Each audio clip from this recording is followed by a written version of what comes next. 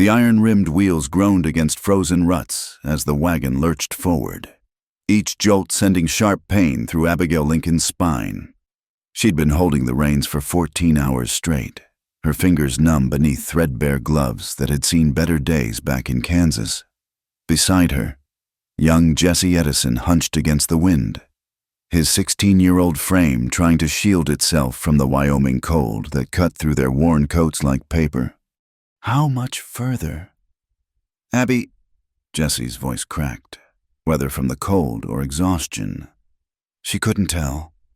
Red Butte's just ahead, she replied, squinting through the gray dawn light at the cluster of buildings emerging from the morning mist. See those smoke plumes? That's civilization, such as it is.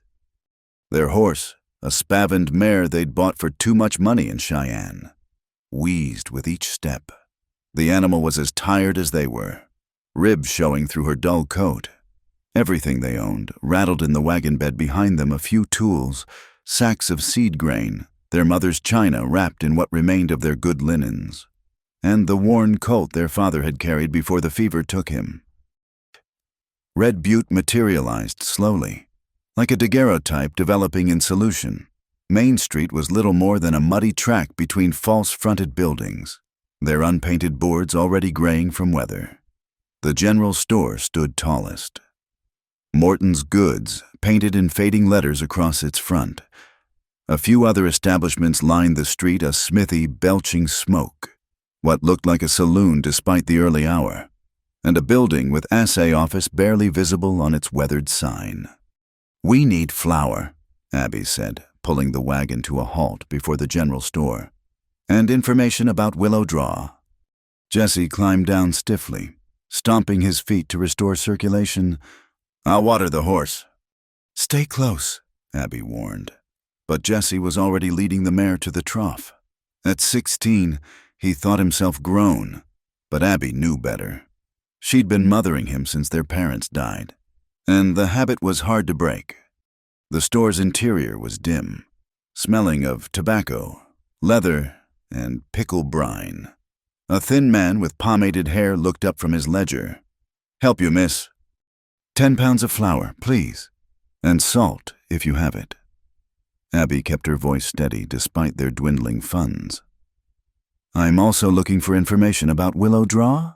The land office in Cheyenne said there were unclaimed parcels out that way." The storekeeper's expression shifted, something flickering behind his eyes. "Willow Draw, that's rough country. Miss, not suited for—" He gestured vaguely at her dusty traveling dress. "For women," Abby finished. "I've heard that before. The flour, please." As he measured out her order, the door burst open. 3 men entered, bringing the smell of stale whiskey and unwashed bodies. Their leader, a lean man with pale eyes and a scar bisecting his left eyebrow, surveyed the store before his gaze settled on Abby. Well, new blood. He sauntered closer, spurs jangling. "Name's Quentin Carnegie. I run the Ridge Dogs, and we like to personally welcome all newcomers to Red Butte." Abby straightened her spine. "How neighborly." Carnegie's smile didn't reach his eyes. "Oh, we're real neighborly. See, we provide protection services for folks settling hereabouts. Small fee, of course. Call it a welcome tax." I wasn't aware the territorial government had instituted any such tax. One of Carnegie's men, a hulking brute with tobacco-stained teeth, laughed. "Territorial government, lady, out here, we are the government." Carnegie held up a hand, silencing his companion. Now, Dutch, let's not frighten the lady. Though she makes a point, perhaps tax is the wrong word. Call it insurance against the many dangers of frontier life." The storekeeper had retreated behind his counter, suddenly very interested in his ledger. Abby felt the weight of the moment, knew this was a test. Show weakness now, and they'd never stop pushing. "I appreciate your concern, Mr. Carnegie, but—" The door flew open again. Jesse stumbled in, his lip bleeding, collar torn. Behind him loomed the third member of Carnegie's crew, knuckles freshly scraped. Found this whelp trying to steal from the water trough, the man growled. I wasn't stealing, Jessie protested. I was watering our horse. Abby moved toward her brother, but Carnegie stepped into her path. Now that's a serious accusation. Water theft's a hanging offense in these parts. You can't be serious. Abby's hand instinctively moved toward her purse, where the Colt rested heavy and useless. She'd never shot at anything but targets and rabbits. Dead serious, Carnegie said, his pale eyes gleaming. Course, for friends of the Ridge Dogs, we might overlook such misunderstandings. The store fell silent except for the tick of the wall clock. Abby felt Jessie trembling beside her, whether from anger or fear she couldn't tell. She opened her mouth to respond when the door opened once more. This time, it barely made a sound, but the effect was immediate. Carnegie's men straightened like dogs sensing a wolf. Even the storekeeper looked up. The man who entered had to duck his head to clear the doorframe. He stood well over 6 feet, shoulders broad enough to strain his dust-covered coat. A week's worth of beard covered a face carved by wind and weather, and his eyes gray as winter storm clouds took in the scene with a glance. Snow still clung to his shoulders, and he carried a Winchester as naturally as most men carried walking sticks. "Morning, Morton," he said to the storekeeper, his voice low and graveled. "Coffee and cartridges, when you get a chance." Carnegie recovered first. "McKenna, didn't expect to see you in town so early." "Didn't expect to see you working so early either." "Carnegie." The big man, McKenna, moved to the counter with surprising grace for his size. "Though I suppose shaking down women and children passes for work in your line." "Just having a friendly conversation with the newcomers." Carnegie's hand drifted toward his holster. "No concern of yours." McKenna set his rifle on the counter, the gesture casual but unmistakably deliberate. "Everything in this valley concerns me, especially when it involves folks who can't defend themselves." Dutch, the tobacco-stained brute, spat on the floor. 3 against 1. McKenna, even you ain't that good. 3 against 4, McKenna corrected. "Me, mister. Morton's scattergun under the counter. The lady's Colt in her purse, and whatever fool notion that boy's got in his head. Plus," he turned those storm-gray eyes on Carnegie, "I'm betting you boys are still feeling last night's whiskey. Makes the odds about even." The tension stretched taut as fence wire. Abby felt Jessie shift beside her, ready to fight despite being outmatched. She pressed a hand to his arm, holding him still. Carnegie broke first, laughing without humor. "Always the white knight, aren't you? McKenna, fine. We'll continue our welcome another time." He touched his hat brim to Abby, the gesture mockingly polite. "Ma'am, you think on what I said. Frontier's dangerous for those without friends." The Ridge Dogs filed out, Dutch deliberately shouldering Jessie as he passed. Only when the door closed did Abby realize she'd been holding her breath. "You folks hurt?" McKenna asked, his attention on Jessie's split lip. "We're fine," Abby said quickly. "Thank you for intervening." McKenna studied her with those unsettling gray eyes. "You're headed for Willow Draw." It wasn't a question. Abby nodded anyway. "Turn around. Go back to Cheyenne. Take the train east to wherever you came from." "Excuse me." He paid for his supplies, pocketed the cartridges. "Willow Draw's no place for—" He stopped, seeming to reconsider his words. "It's isolated. No neighbors for miles. Water rights are disputed, and Carnegie's got his eye on that valley for other purposes. Such as running stolen cattle. Maybe worse." He picked up his rifle. "That land's been abandoned for good reason. Miss, take my advice. Leave." Abby felt heat rise in her cheeks. Another man telling her what she couldn't do. "I appreciate your concern, Mr. McKenna, but we didn't come this far to turn back. We have as much right to that land as anyone. Rights don't mean much to dead people." Jessie stepped forward, fists clenched despite his split lip. Don't talk to my sister that way. For the first time, something like amusement flickered across McKenna's weathered features. Got sand. Anyway, he moved toward the door, then paused. Morton, put their supplies on my account. That's not necessary, Abby began. It is if you're fool enough to stay. He ducked through the doorway, then looked back. Willow Draw's 15 miles northwest. Follow the creek until it forks. Take the north branch. The old Baxter cabin's still mostly standing. Roof needs work. His gray eyes found hers one more time. When Carnegie comes calling and he will fire 3 shots in the air, if I'm within hearing, I'll come. Then he was gone, leaving Abby staring at the closed door. Morton cleared his throat. That'll be $2 for the flour and salt, but like McKenna said, it's on his account. He leaned across the counter, voice dropping. If I were you, miss, I'd take his advice about leaving. McKenna's not given to idle words, and Carnegie, he shook his head. Who is he? Abby asked. McKenna, runs cattle on the Double M, north of here. Keeps to himself mostly. Served in the war Union cavalry. They say, good man to have on your side, bad man to cross. Morton wrapped their purchases in brown paper. But even he can't be everywhere at once, and Carnegie's got 6, maybe 7 men riding with him. Outside, Jesse was checking the horse's hooves. His young face set in stubborn lines Abby knew too well. We're staying, aren't we? She thought of their dwindling funds, the deed to Willow Draw that promised a new start, the graves they'd left behind in Kansas.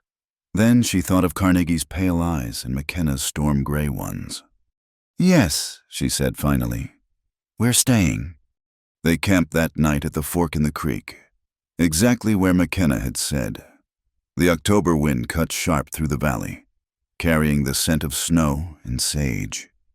Abby kept the fire small. Jesse's lessons about not advertising their position coming back from their father's teachings. What do you think he meant?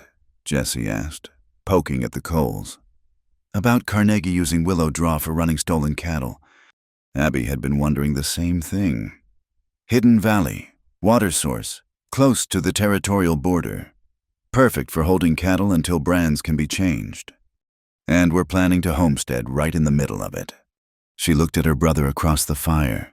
Somewhere in the last year, he'd shot up tall, his voice deepening, childhood softness melting away. But he was still so young. We can still turn back, she offered, though the words tasted like ash. Jessie met her eyes. Pa wouldn't have turned back. Pa's dead. So's Ma, so's everyone we left behind. His jaws set. I'm tired of running from things. Abby, aren't you? She was bone tired of it. Tired of being told what she couldn't do, where she couldn't go. Tired of being seen as weak because she wore skirts instead of trousers. In the distance, a wolf howled, answered by another. The sound raised goosebumps on her arms. She checked the Colt's cylinder 6 shots, 5 in the chambers, 1 empty under the hammer like Pa had taught her. Not much against Carnegie's gang, but better than nothing. Get some sleep, she told Jessie. Tomorrow we see what Willow Draw has to offer.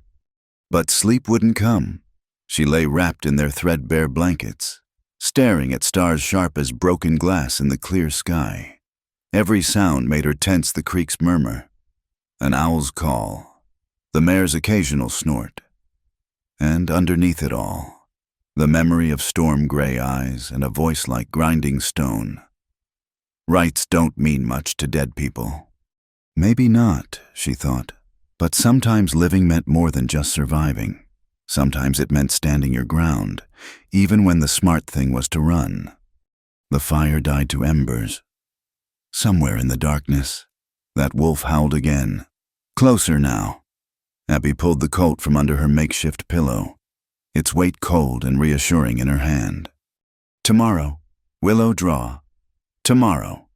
A new beginning or a fool's end. Only time would tell which. The morning sun revealed Willow Draw in all its harsh beauty. The valley stretched before them like a cupped palm, sheltered by ridges on three sides with the creek running through its heart. Scrub oak and cottonwoods followed the water, their leaves already turning gold in the October chill. And there, tucked against the northern slope, stood what remained of the Baxter cabin. "That's it." Jesse's voice carried equal parts disappointment and disbelief. Abby couldn't blame him. The structure leaned drunkenly to one side. Its roof caved in over what must have been the main room.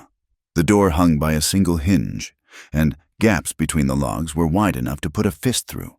Still, the stone chimney stood straight, and the walls, what remained of them, were solid timber. "It's got good bones," she said, forcing optimism into her voice. "We've slept in worse." They'd slept under the wagon more nights than she cared to count, but Jesse didn't need reminding of that. He was already unloading their tools, his young face set in determination. The first order of business was the roof. Abby climbed carefully onto what remained of the structure, testing each beam before trusting her weight to it.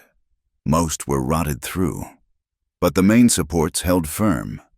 They'd need new rafters, new shingles, neither of which they had. "We'll use what we can salvage," she decided, and cut new poles from those aspens by the creek. They worked through the morning, Jesse hauling away debris while Abby assessed what could be saved. The cabin had been built well, originally squared logs fitted tight, a raised wooden floor that had mostly survived, even glass in one of the two windows. Whoever the Baxters were, they'd meant to stay. Around noon, the sound of horses made them both freeze. Abby reached for the colt, then relaxed as a single rider appeared, McKenna, leading a pack horse loaded with lumber. He surveyed their morning's work without comment, then began unloading the supplies: pine boards, a bucket of nails, tar paper, even a small glass window to match the surviving one. "I can't pay for this," Abby said. "Didn't ask you to." He hefted a board, examining the grain. "Salvage from a barn that burned last spring. No use to me." It was a lie, and they both knew it. The lumber was fresh cut, the nails new from Morton's store, but Abby had learned when to swallow pride. "Thank you," she said simply. McKenna nodded, then shrugged out of his coat. "Boy, you know how to use a saw." "Yes, sir," Jesse replied eagerly. "Then let's get this roof on before the weather turns." They worked in relative silence, McKenna showing more than telling. His hands were scarred but surprisingly gentle with the wood, each cut precise, each nail driven true. He showed Jesse how to angle the rafters for snow load, how to overlap the tar paper to shed water. Abby found herself watching those hands, noting the careful way he measured twice before cutting, the patience he showed when Jesse made mistakes. "You've done this before," she observed, handing him another board. "Built my own place when I came here after the war." He positioned the board, drove a nail with 3 precise strikes. "First winter nearly killed me. Learned fast." "How long ago was that?" 7 years. His gray eyes went distant. "Feels like 70 sometimes." She wanted to ask more about the war, about what brought him to this lonely valley, but something in his manner discouraged questions. They worked on the roof, taking shape as shadows lengthened. Late afternoon brought unexpected visitors. 2 of Carnegie's men appeared on the ridge, watching without approaching. Dutch, the tobacco-stained brute from town, and another man Abby didn't recognize. McKenna straightened slowly, hammer still in hand. "Afternoon. Boys, something we can help you with." Dutch spat a stream of tobacco juice. "Just checking on the new neighbors. Friendly-like." "Real friendly," McKenna agreed. "So friendly you're staying on that ridge." The unnamed rider laughed. "Come on, McKenna. We got a right to travel public land." "You do, but this isn't public land anymore. Miss Lincoln filed on it legal and proper." Abby felt both men's eyes shift to her. "Evaluating." She made herself meet their gaze steadily. 3 days. Dutch called down. "That's what Mr. Carnegie said. 3 days to reconsider. After that, he shrugged eloquently. After that, you'll answer to me, McKenna said quietly. Something in his tone made both riders straighten in their saddles. They wheeled their horses and disappeared over the ridge. Jesse let out a breath he'd been holding. They'll be back, McKenna said, returning to work as if nothing had happened. Carnegie doesn't make idle threats. Neither do I, Abby heard herself say. McKenna looked at her then, really looked at her, and something passed across his weathered features. No, he said finally. I don't believe you do. They finished the basic roof structure as sunset painted the valley gold and crimson. It wasn't pretty, but it would shed water and snow. McKenna showed Jesse how to chink the gaps between logs with mud and grass, a messy job the boy took to with enthusiasm. You'll want to lay in supplies before the snow flies, McKenna said, washing his hands in the creek. Nearest town besides Red Butte is 40 miles. Once winter sets in proper, you're on your own out here. We'll manage, Abby said. Will you? He studied her in that unsettling way of his. You ever butcher a deer cure meat? What happens when your flour runs out in January and the snow's 6 feet deep? Heat rose in her cheeks. I suppose we'll learn. Learning's expensive out here. Price is usually your life. Then why are you helping us? The question hung between them. McKenna picked up his coat, shrugged into it. Maybe I'm tired of Carnegie thinking he owns this valley. Maybe I respect folks with grit. Or maybe... He trailed off, shook his head. Just fire those 3 shots if you need help. He mounted his horse, touched his hat brim, and was gone. Abby watched him ride away, a tall figure shrinking into the gathering dusk. He likes you, Jesse announced, grinning. Don't be ridiculous. He brought us lumber, spent all day helping. When's the last time anybody did that? Abby didn't answer. She was thinking of those scarred hands, gentle with wood and careful with teaching, of gray eyes that saw too much and said too little. That night they slept inside for the first time in weeks, wrapped in blankets on the cabin floor. The roof leaked in 2 places. Wind whistled through the gaps they hadn't chinked yet, but it was shelter, home, or the beginning of one. Abby lay awake listening to Jesse's even breathing, the colt within reach. Through the window, McKenna's gift stars wheeled in their ancient patterns. Somewhere in the darkness, a wolf howled. Closer, an owl called. She thought of the work ahead, the walls to seal, a door to hang, somehow getting through winter with their meager supplies. Carnegie's 3-day deadline looming, the sheer impossibility of it all. But underneath the fear was something else, determination. Yes, but more than that. For the first time since leaving Kansas, since burying their parents and selling everything they couldn't carry, she felt the stirring of hope. In the morning, she decided, she'd start on the door. Jesse could work on chinking while she figured out how to rehang those hinges. And if Carnegie's men came calling, well, she'd cross that bridge when she reached it. The wind picked up, rattling the tar paper, finding every gap in their incomplete shelter. But the chimney drew true, and the floor was solid beneath her. And tomorrow there would be work to do. Good, honest work, building something that was theirs. She closed her eyes, one hand on the colt's grip, and slept. Morning came gray and cold, frost silvering the grass. Abby woke to find Jesse already up, feeding scraps of wood to a small fire in the hearth. Coffee? He asked, hopefully. When we can afford it again? She stretched, muscles protesting yesterday's labor. There's cornmeal for mush. They ate in companionable silence, planning the day's work. The door first it was too damaged to repair, but they could fashion a temporary barrier from salvaged boards. Then more chinking. Maybe start on a shelter for the horse. I'll set some snares. Jesse offered. Saw a rabbit sign by the creek. Good idea. Fresh meat would... The sound of approaching horses cut her off. Too many horses. Abby grabbed the Colt, checked the loads. Jesse picked up their father's old Spencer rifle, though they only had a dozen cartridges for it. But the riders who appeared weren't Carnegie's men. McKenna led them, and behind him rode two others Abby didn't recognize. An older man with graying whiskers and kind eyes, and a younger one who couldn't have been much older than Jesse. "Morning," McKenna called. "Brought some help, if you'll have it." The older man dismounted, removed his hat.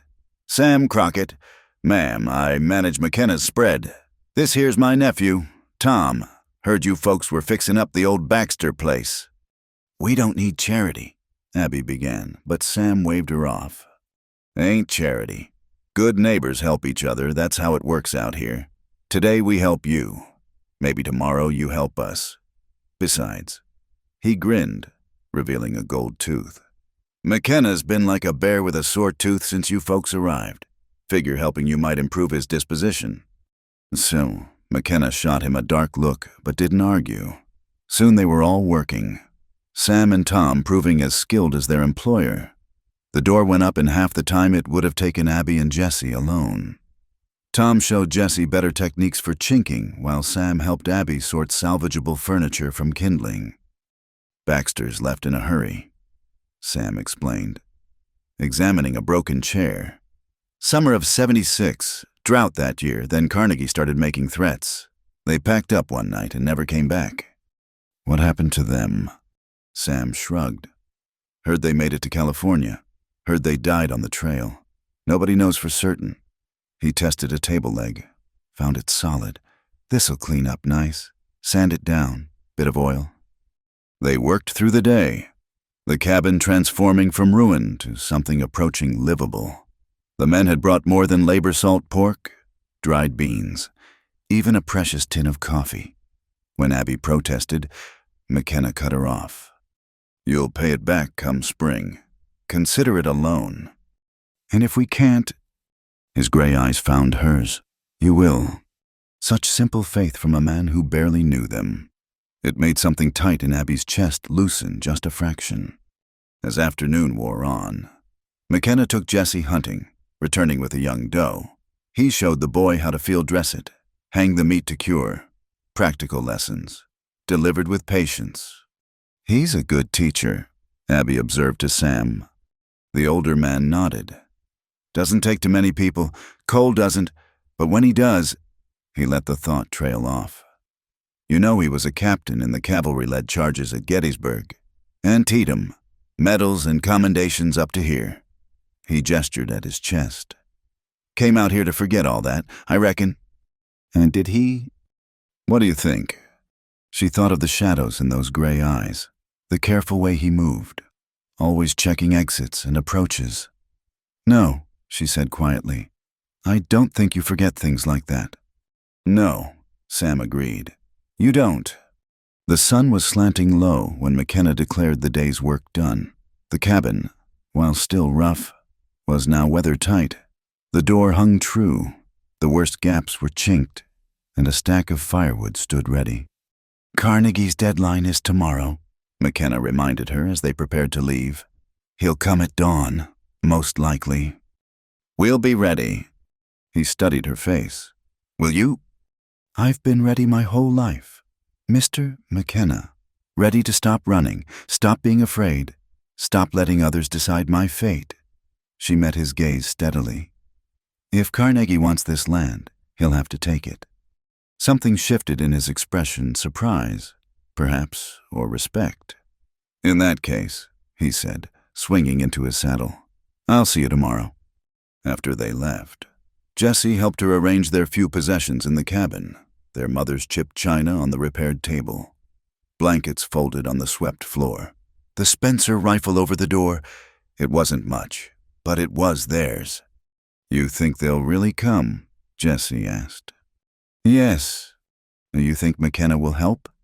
Abby considered. "I think he's already helped more than we had any right to expect." "That's not an answer." "No," she agreed. "It's not." That night she took their mother's cracked sugar bowl from its careful wrapping. The delicate porcelain seemed absurd in this rough cabin, a fragment of gentility in a savage land, But it had survived the journey, just as they had. On impulse, she carried it outside and buried it beneath the doorstep, marking the spot with a small cairn of stones. Someday, when this was truly home, when they'd proven their right to be here, she'd dig it up. They'd drink tea from proper cups and remember how far they'd come. But that was for the future. Tonight, there was only the wind in the cottonwoods, the creek's endless murmur, and somewhere in the darkness, the long howl of a wolf. Tomorrow, Carnegie would come. Tomorrow, everything would change. She checked the coat one more time, then lay down fully dressed. Through the new window, stars burned in the cold, clear sky. She thought of gray eyes and scarred hands, of kindness given without asking anything in return. 3 shots, he'd said. If you need help, fire 3 shots. She hoped it wouldn't come to that. But if it did... If it did, she'd do what needed doing. That's what survival meant out here. You did what needed doing, or you died. The wolf howled again, closer now. Abby closed her eyes and waited for dawn. The storm came without warning on the 3rd week of November. Abby woke to an eerie stillness, the kind that pressed against her ears like cotton. Through the window, the stars had vanished behind a wall of black cloud. The temperature had plummeted overnight, their water bucket already skimming with ice. "Jesse!" She shook her brother awake. "Storm coming. We need to bring in more wood." They worked in urgent silence, stacking split logs against the inner wall. The wind picked up as they worked. First a whisper, then a moan, then a howl that shook the newly repaired roof. By the time they'd secured the horse in the lean-to shelter they'd built, the first snow was falling, not gentle flakes, but hard pellets driven horizontal by the gale. "I've never seen it come this fast," Jessie said, peering through the window at the white wall outside. Neither had Abby, but she kept her voice steady. "We're prepared. Plenty of wood, meat in the smokehouse, water from the creek." The storm intensified through the morning. Snow piled against the door, covered the windows. The cabin groaned under the wind's assault, but McKenna's repairs held. They kept the fire high, rationed their coffee, played cards with a worn deck Jessie had brought from Kansas. It happened just after noon. Jessie was climbing the ladder to check their meat stores in the loft when the rungs snapped. He fell hard, his ankle twisting beneath him with a sound that made Abby's stomach clench. "Don't move," she ordered, kneeling beside him. His ankle was already swelling, the joint at an angle that wasn't natural. When she touched it gently, Jessie cried out despite trying to be brave. "Is it broken?" he asked through clenched teeth. "I don't know. Maybe just badly sprained." She helped him to the bench by the fire. "We need to immobilize it." She fashioned a splint from kindling and torn strips of petticoat, binding the ankle as tightly as she dared. Jesse's face had gone gray, sweat beading his forehead despite the cold. She gave him a precious measure of whiskey from their medical supplies, watched him fight not to cry out as she adjusted the binding. The storm raged on. By evening, snow had drifted to the windows. The temperature inside dropped despite the roaring fire. Jessie developed a fever, whether from pain or infection starting. She couldn't tell. Abby made her decision.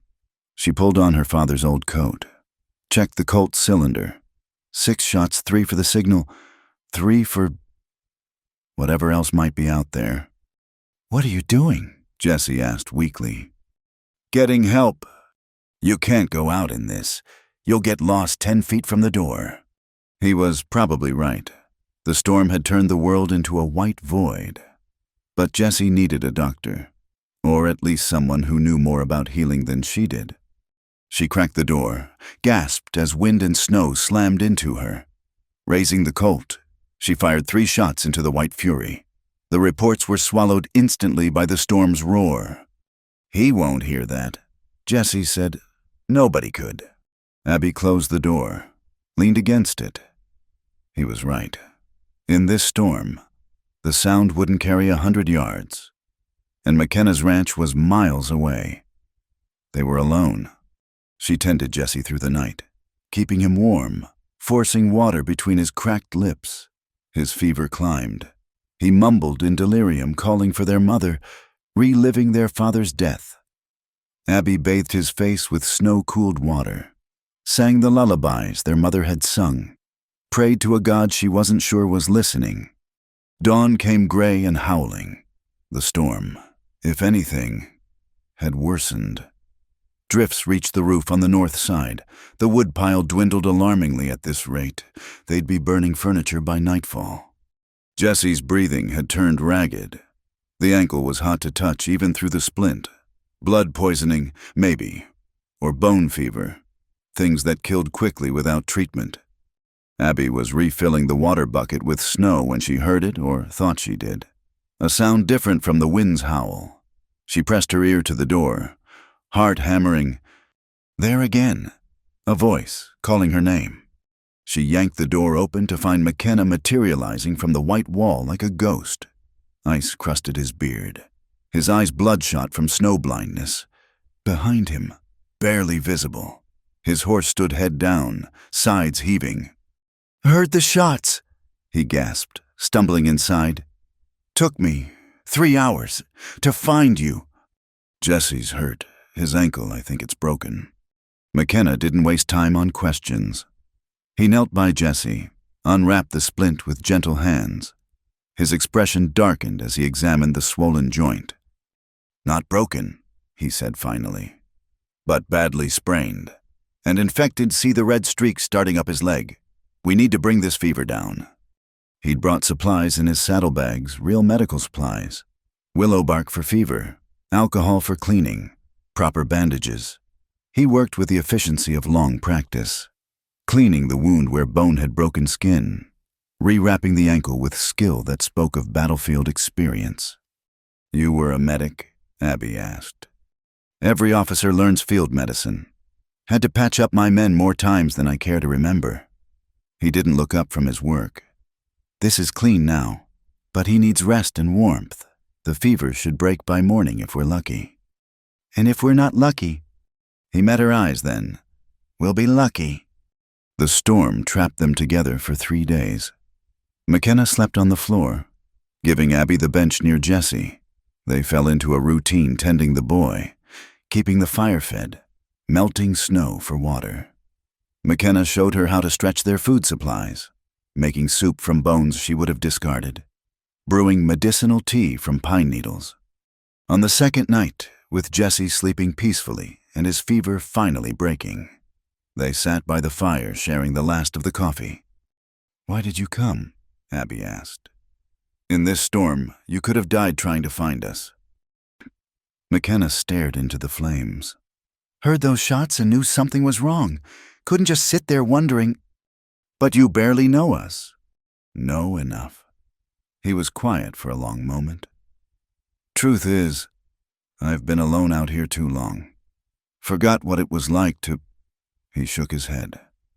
"When you've seen as much death as I have, you learn to value life when you find it, even stubborn life that won't listen to good advice." "Is that what we are, stubborn life?" "Among other things." His gray eyes found hers across the fire. "You remind me of someone I knew once. Same determination, same refusal to bend. She died at Andersonville while I was off playing soldier." The name hit Abby like cold water.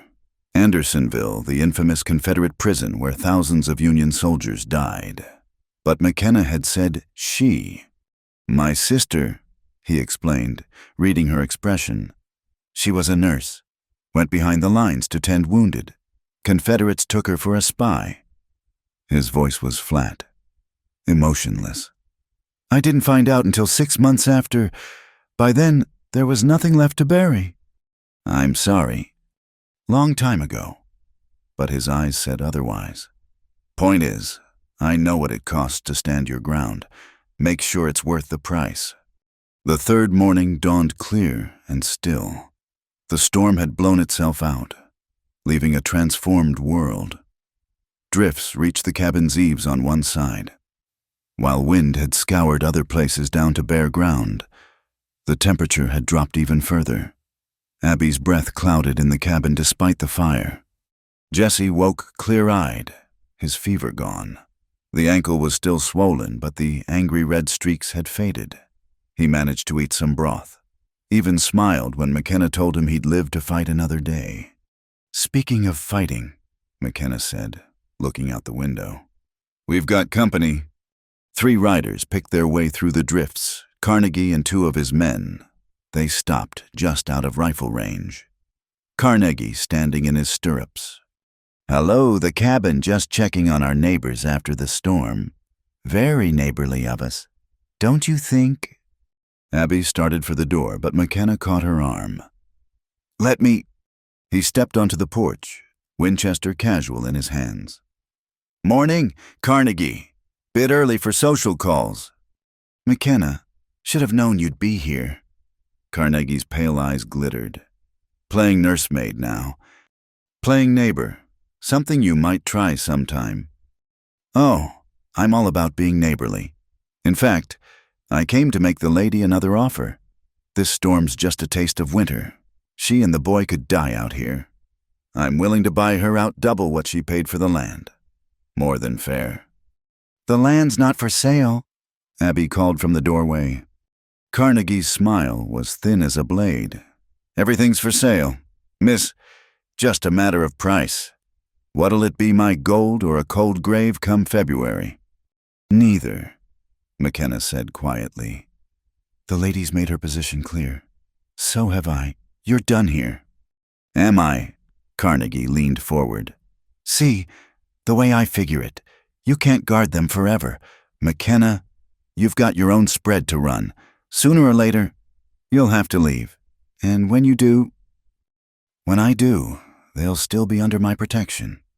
Touch them, and you answer to me. That's not a threat.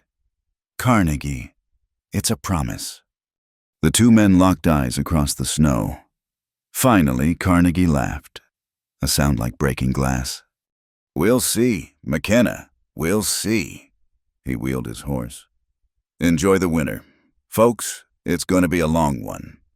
They watched the riders disappear into the white landscape. Only then did McKenna lower the rifle. "He won't give up," Abby said.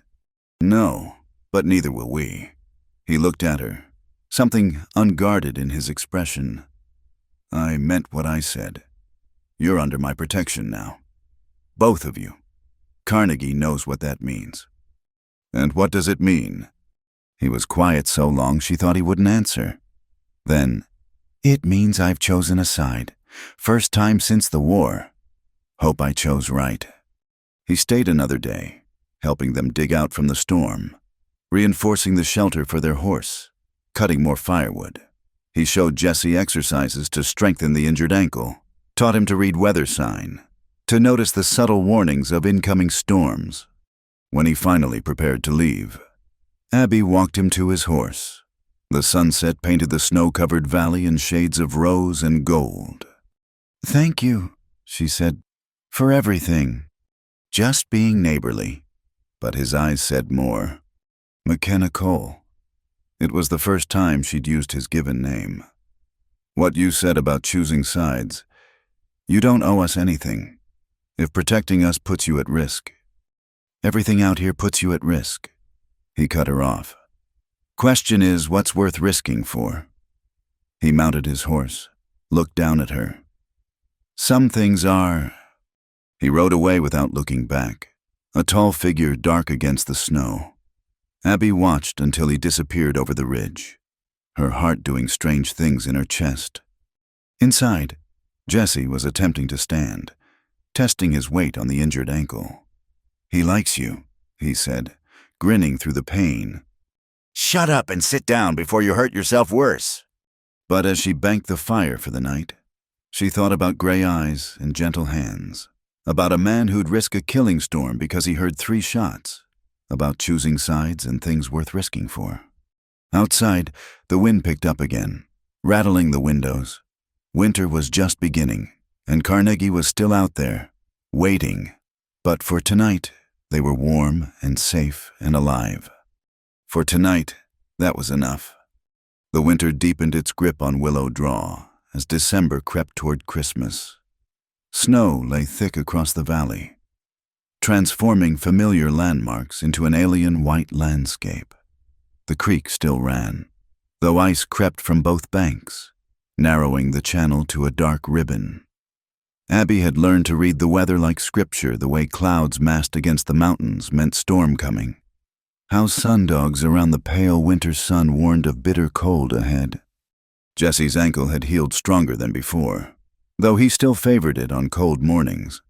He'd grown during their months at the cabin, shooting up another inch, his voice finally settling into manhood.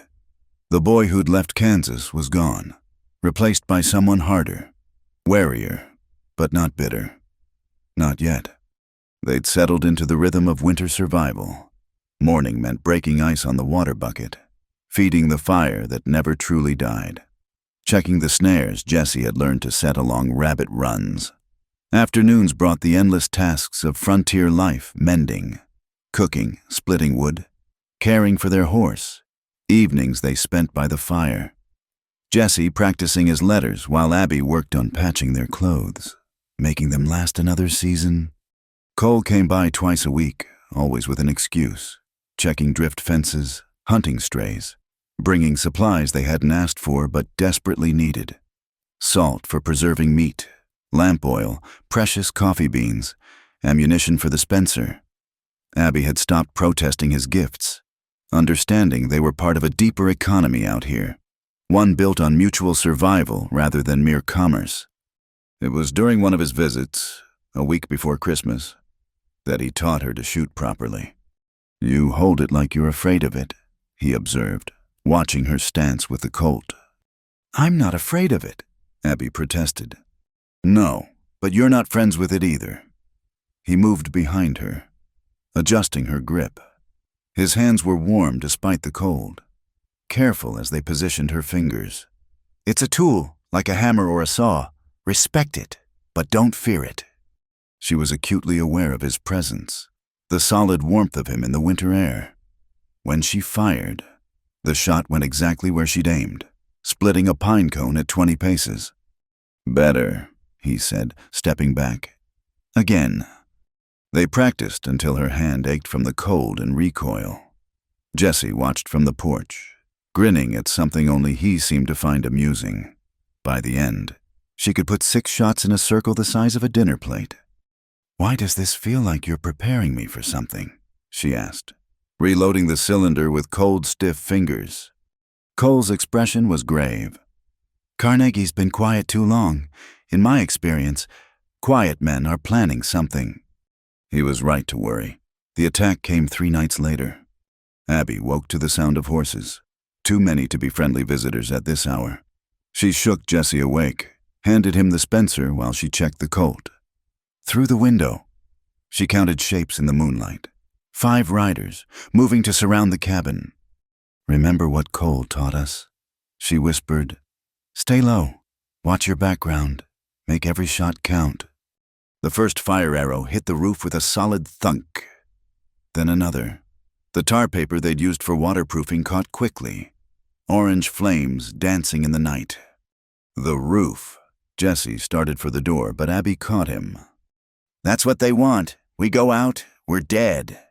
A voice called from the darkness. Not Carnegie, but Dutch, his lieutenant. "Last chance. Woman. Come out peaceful-like, and we'll let you and the boy ride away. Stay in there, and you'll cook like bacon."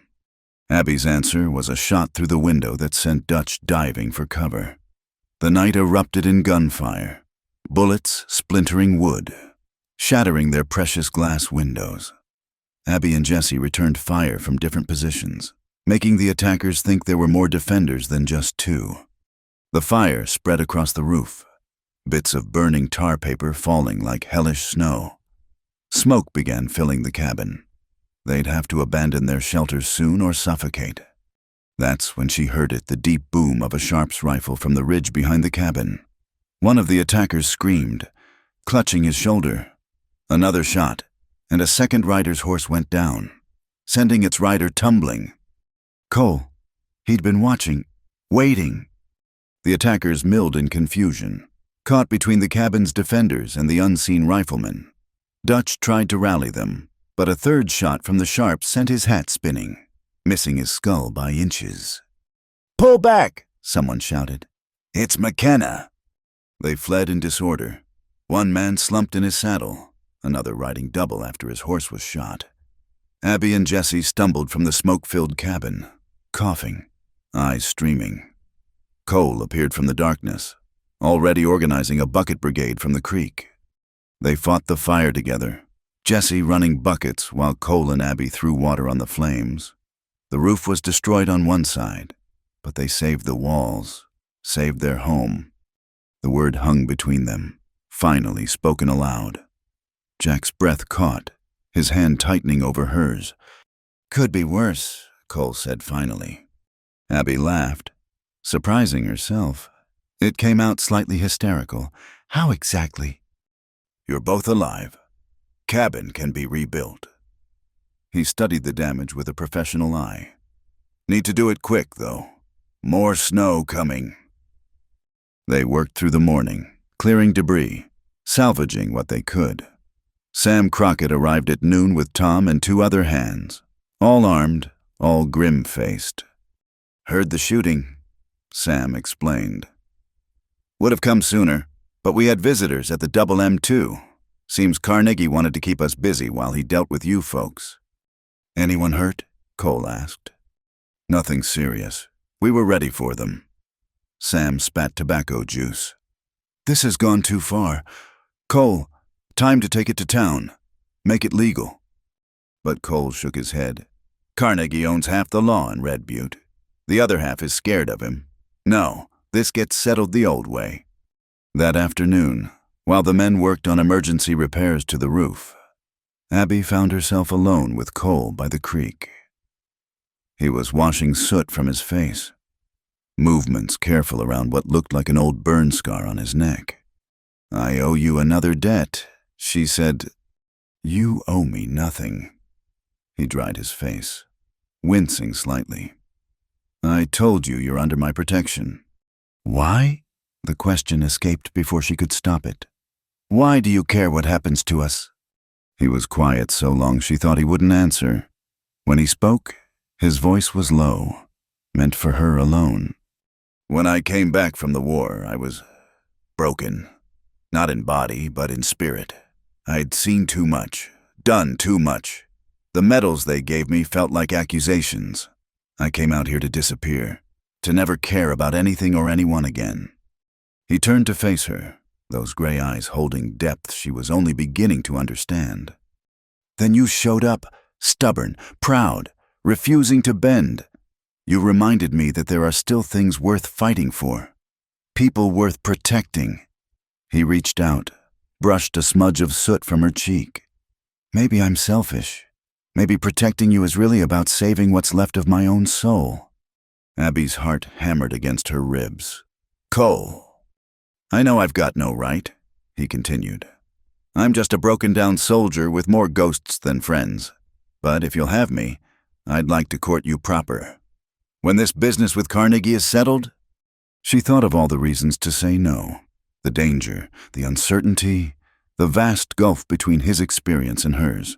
Then she thought of his hands, gentle with Jesse's injury, his patient teaching, the way he'd risked everything to protect them. "Yes," she said simply. Something lightened in his expression, years seeming to fall away. He took her hand, raised it to his lips in an oddly formal gesture. "Thank you." They might have said more. But Jesse's shout interrupted. "Riders coming!" They rushed back to find not Carnegie's men, but Marshal Jim Roosevelt from Red Butte, accompanied by 2 deputies. The marshal was a tall, angular man with honest eyes and a handlebar mustache going gray at the edges. "Heard there was trouble out this way," Roosevelt said, surveying the damage. "Carnegie's boys shot up the Double M last night, too. Man's gotten too bold by half." "Since when do you care?" Cole asked bluntly. Roosevelt shifted in his saddle. "Since Judge Aristotle Pike arrived on yesterday's stage, new territorial judge, straight from Washington. Man's got a reputation for cleaning up corrupt towns. He wants to see you. McKenna, you too. Miss Lincoln. It's a trap, Jesse said immediately. Carnegie owns that town. Not anymore. Roosevelt replied, Judge Pike brought federal marshals with him. Carnegie's having to play careful for the first time in years. Cole and Abby exchanged glances. It could indeed be a trap, but it could also be opportunity. When? Cole asked. Tomorrow? Public hearing about the violence in the valley? Judge wants testimony from all parties. After Roosevelt left, they debated long into the evening. Sam argued against going. Jesse worried about leaving the cabin undefended, but Abby had made up her mind. We can't live like this forever, she said. Always waiting for the next attack? If this judge is legitimate, it's our chance for real law. And if he's not? Cole asked. Then we're no worse off than before. They set out at dawn. A small convoy, Cole and Abby in the lead. Jesse driving their wagon. Sam and 3 Double M hands riding escort. The trip to Red Butte took most of the day, the winter sun providing little warmth as they navigated snow-covered trails. The town looked different. Federal marshals stood visible on corners, their presence a stark contrast to Carnegie's usual run of the place. The saloon was oddly quiet, its normal rowdy crowd subdued. They found the courthouse really just a converted barn packed with people. Judge Pike sat behind a simple table, a small man with penetrating eyes and prematurely white hair. He looked like a scholar, but something in his bearing suggested steel beneath the surface. Carnegie was already there, dressed in his best suit, looking every inch the respectable businessman. His men lounged nearby, Dutch's arm in a sling from the firefight. They tensed when Cole's party entered, hands drifting toward weapons. None of that, Judge Pike said mildly. His voice carried surprising authority. First man to draw iron in my court gets 30 days in chains. Clear. The tension eased fractionally. Abby found herself a seat, acutely aware of hostile eyes on her. This was Carnegie's town, judge or no judge. The hearing began with Marshal Roosevelt outlining the complaints attacks on settlers, suspected rustling, last night's violence. Carnegie listened with an expression of wounded innocence. Your Honor, Carnegie said when called upon, these are misunderstandings blown out of proportion. I run a legitimate ranch operation. If some of my hands have been overzealous in protecting our interests, I apologize. But these newcomers, he gestured at Abby, have been squatting on land with a disputed title. We were merely protecting what's ours. Miss Lincoln, Judge Pike turned those penetrating eyes on her. Do you have proof of your land claim? Abby produced her papers, purchased fair and square from the land office. Pike examined them carefully, then nodded. These seem to be in order. Mr. Carnegie, do you have competing claim to the Willow Draw parcel? Not as such, Carnegie admitted. But there are questions about the original survey, which can be addressed through proper legal channels. Pike interrupted. Not through nighttime raids and fire arrows. Mr. McKenna, you witnessed last night's attack. Cole stood, commanding the room's attention despite his travel-worn clothes. I did, Your Honor. 5 men attacked the Lincoln cabin, tried to burn them out. I intervened. Killed one of my men, Carnegie burst out. Shot him down in cold blood. I shot no one. Cole replied calmly. Wing 2 shot a horse to stop them fleeing. Your man Dutch can confirm that, arm notwithstanding. Dutch shifted uncomfortably but nodded when Pike looked at him. The judge made notes, then looked up. Mr. Carnegie, it seems clear that your men initiated violence against lawful settlers. That's a federal offense in the territories. However, he paused, studying Carnegie with those sharp eyes. I'm willing to consider this a labor dispute that got out of hand, provided certain conditions are met. What conditions? Carnegie asked warily. First, You and your men stay off the Lincoln property. Complete cessation of hostilities. Second, any disputes about land title go through proper courts, not vigilante action. Third, you compensate Miss Lincoln for damages to her property. I'd say $500 should cover it. 500? Carnegie's face flushed. Or I can bind you over for federal trial. Pike continued mildly. Attacking settlers under federal protection carries 5 to 10 years. Your choice. The courtroom held its breath. Abby could see Carnegie calculating, weighing his options. Finally, he nodded stiffly. Agreed. Excellent. Marshal Roosevelt. I'm appointing you to oversee the peace. Any violations, and I'll bring the full weight of federal law down on the responsible parties. Pike's gaze swept the room. This territory is entering a new era. Gentlemen, the days of might making right are ending. Learn to live with it, or learn to love federal prison. Court dismissed.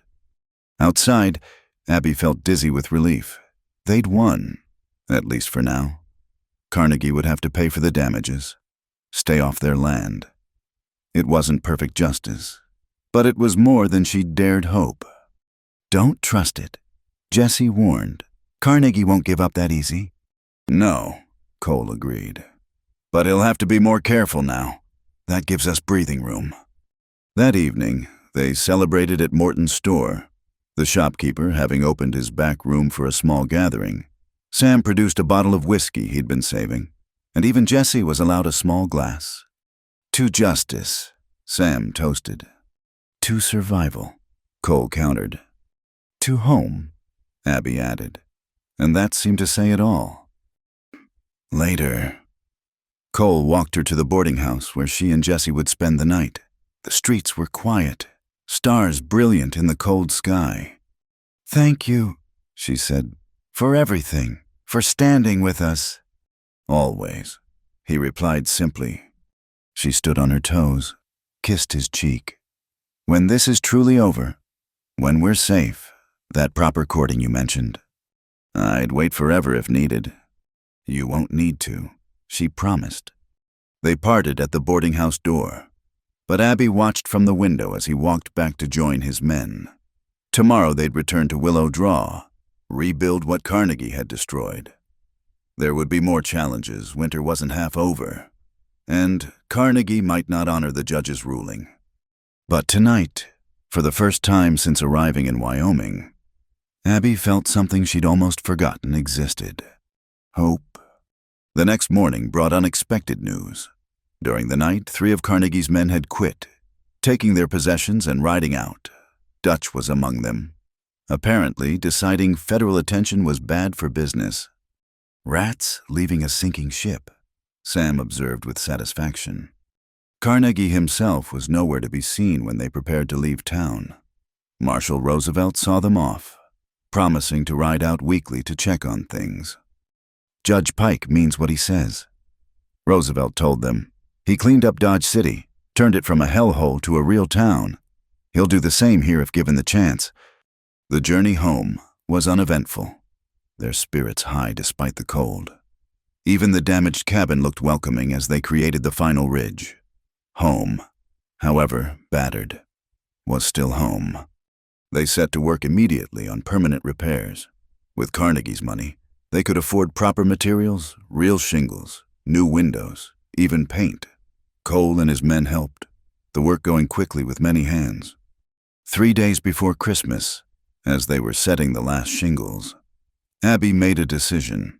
She retrieved her mother's cracked sugar bowl from beneath the doorstep, cleaned it carefully, and set it on the mantel. It's not perfect, she told Jesse, who was watching with curiosity. But broken things can still be beautiful, still be useful. Jesse understood. Like us.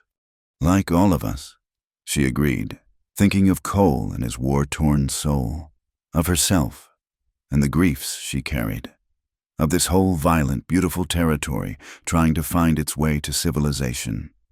That evening, Cole stayed for supper. It was a simple meal venison stew, cornbread, preserved berries, but it tasted like a feast. They ate by lamplight, The new windows keeping out the cold, the repaired roof solid overhead. "I have something for you," Cole said as they finished. He produced a small wrapped package, handed it to Abby with unusual shyness. Inside was a silver locket on a delicate chain. Simple, elegant, exactly right. "It was my mother's," he explained. "Been carrying it since the war, waiting for, well, waiting." "Cole, I can't." "You can, you will." He helped her fasten it, his fingers gentle on her neck. "Merry Christmas, Abby." Jesse produced his own gift, then a wooden box he'd carved himself, decorated with simple flowers. "For your sewing things," he said, blushing. Abby felt tears threaten.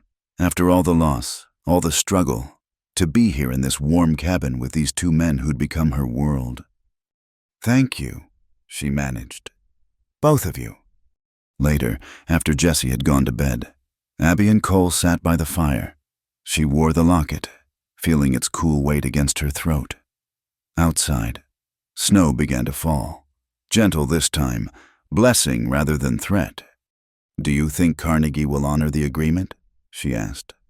"For now, he's a businessman above all. Fighting federal law is bad business." "And in the spring," Cole took her hand, enfolded it in his larger one. "In the spring, we'll be stronger. More settlers will come. The railroad's building this way. Law will get more established." He squeezed gently. "And you won't be facing it alone." She leaned against his shoulder, feeling safe for the first time in longer than she could remember. The fire crackled. The snow whispered against windows that no longer leaked. Her mother's sugar bowl caught the firelight, its crack a dark line that somehow made it more beautiful. "I love you," she said quietly, the words escaping before she could second-guess them. He was still for a moment, then turned to cup her face in his hands. "And I love you, Abigail Lincoln, have since you stood up to Carnegie that first day, all 5'0" of courage and stubbornness." He kissed her then, gentle and sure, and Abby felt something broken inside her finally begin to heal. Not erased, not forgotten, but mending, like her mother's bowl, like this cabin, like all of them, really.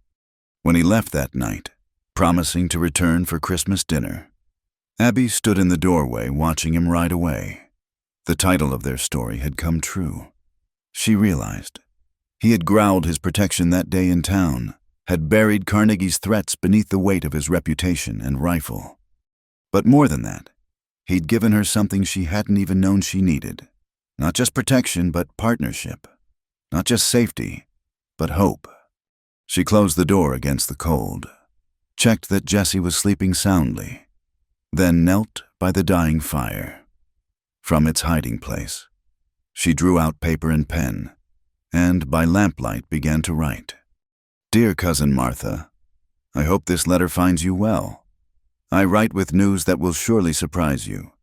Jesse and I have found our place at last, here in the Wyoming Territory. The letter would take weeks to reach Kansas, if it arrived at all. But Abby needed to mark this moment, this Christmas Eve when everything had changed, when a broken soldier and a stubborn woman had found in each other the strength to build something new. Outside, the snow continued to fall, blanketing Willow Draw in pristine white. But inside the cabin, warmth and light held sway.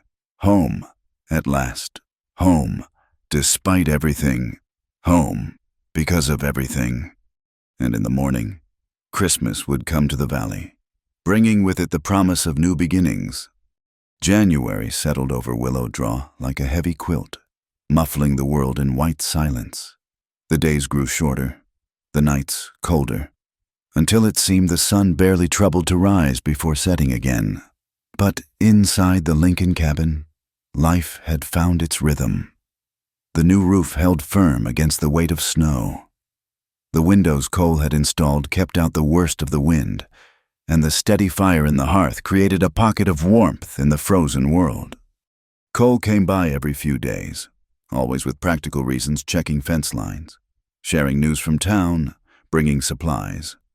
But his visits lingered longer now, stretching through supper and into the evening. He taught Jessie to play chess on a board he'd carved during his first winter alone. He helped Abby organize their root cellar, showing her tricks for keeping vegetables through the cold months. Turnips last longest, he explained, arranging their meager harvest. Potatoes next, then carrots. Keep the apples separate, they make everything else spoil faster.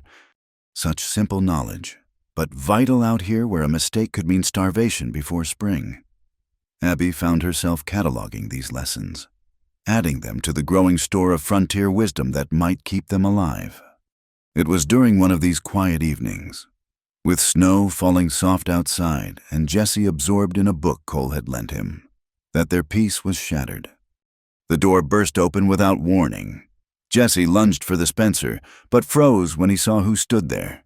Not Carnegie or his men, but a woman young, pretty despite her trail-worn appearance, with dark hair and desperate eyes. "Please," she gasped, clutching the doorframe. "You have to hide me." Cole was on his feet instantly, hand on his Colt. "Who are you running from?" "My husband, ex-husband." She glanced over her shoulder into the night. "He's coming. He'll kill me this time. I know he will." Abby didn't hesitate. She pulled the woman inside, shut and barred the door. "Jessie, get her some water. Cole." But Cole was already at the window, peering into the darkness. "2 riders coming fast." The woman, she gave her name as Clara Nightingale, sank onto the bench by the fire. A bruise darkened her left cheek, and her wrists bore the marks of rough handling. "He found me in Red Butte," she explained rapidly. "Said I belonged to him, that no piece of paper could change that. The marshal wouldn't help, said it was a domestic matter." "Roosevelt said that—" Cole's voice was sharp with disbelief. "No, the night deputy, Paulson, he's friends with my husband." "Who is your husband?" Abby asked, wrapping a blanket around Clara's shaking shoulders. "William Rockefeller. Owns the Rocking R spread south of town." Clara's laugh was bitter. "Owns half the territory," to hear him tell it. Cole cursed under his breath. Abby had heard of Rockefeller, a hard man who'd built his fortune selling beef to the army. Suspected of working with Carnegie, but too powerful to challenge directly. The horses were in the yard now. A fist hammered on the door. "Open up, I know she's in there." "That's him," Clara whispered, shrinking back. Cole looked at Abby, a question in his eyes. Harboring another man's wife, even an ex-wife, could bring the kind of trouble that made Carnegie look tame. But Abby thought of her own flights, her own desperate searches for safety. "Jessie," she said calmly, "take Mrs. Nightingale to the root cellar. Cover the trap door with the rug." Abby, Cole started. "I won't turn out a woman in need," she said firmly. "Not in winter. Not to a man who put those marks on her." Something flickered in Cole's expression. Respect, maybe, or recognition. He nodded once, then positioned himself where he could cover the door. The pounding came again. "McKenna, I know you're in there. This is between me and my wife. Don't make it your business." Cole unbarred the door, opened it part way. "Evening, Rockefeller. Bit late for social calls."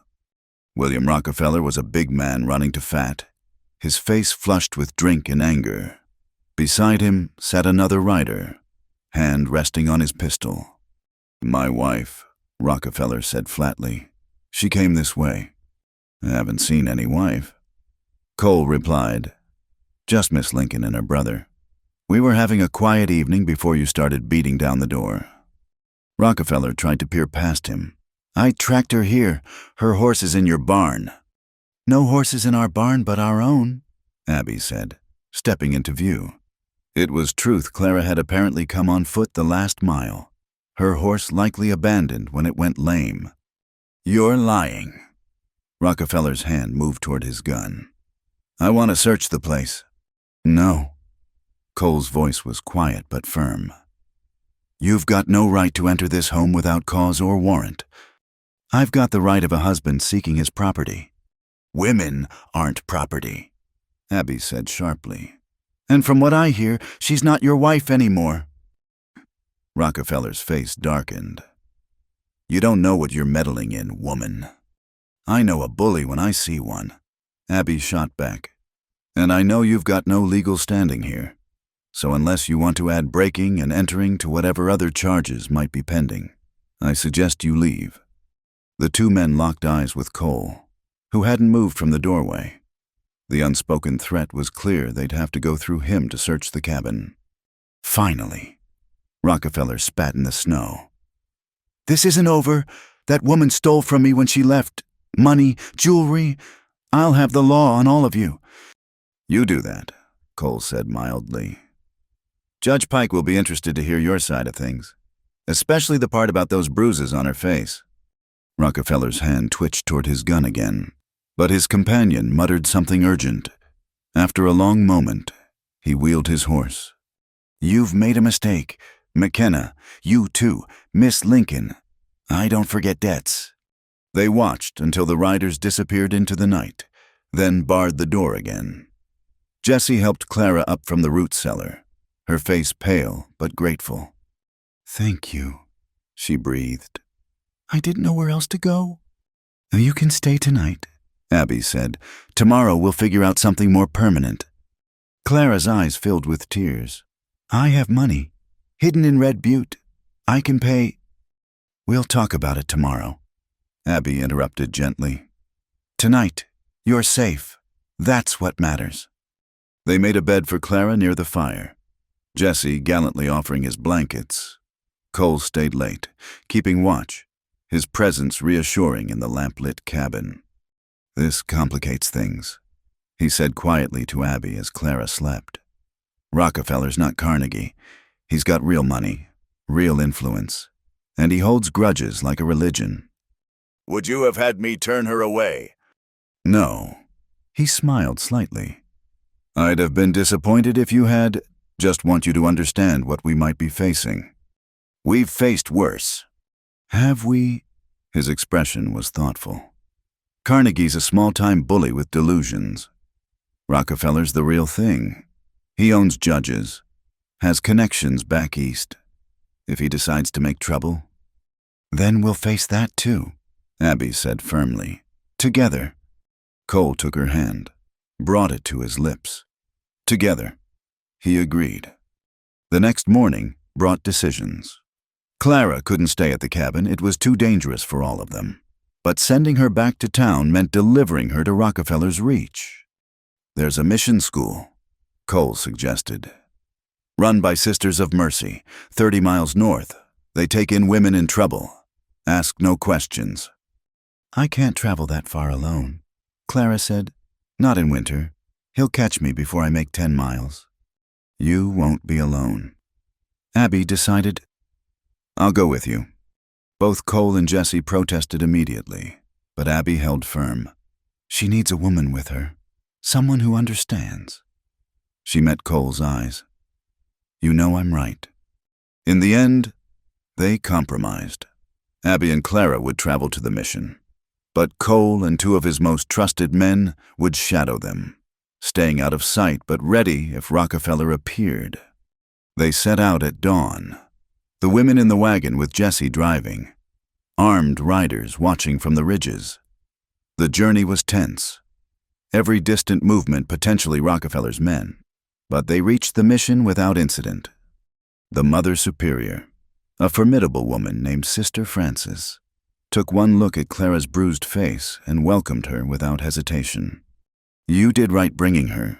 She told Abby, we'll keep her safe until she decides her next move. There's a stage that comes through twice a month. She can go east if she chooses. Start fresh. Clara embraced Abby before they parted. I won't forget this. Someday, somehow, I'll repay your kindness. Just live free, Abby told her. That's payment enough. The journey home was quieter.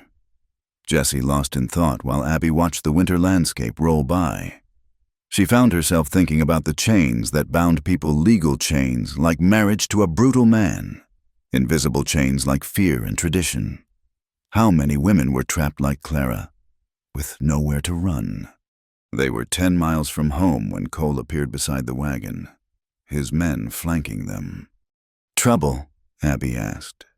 "Maybe. Found tracks cutting across our trail about 5 miles back. Could be nothing, but—" he shrugged. "Best to be ready." They increased their pace, everyone alert now. The attack, when it came, was swift and professional.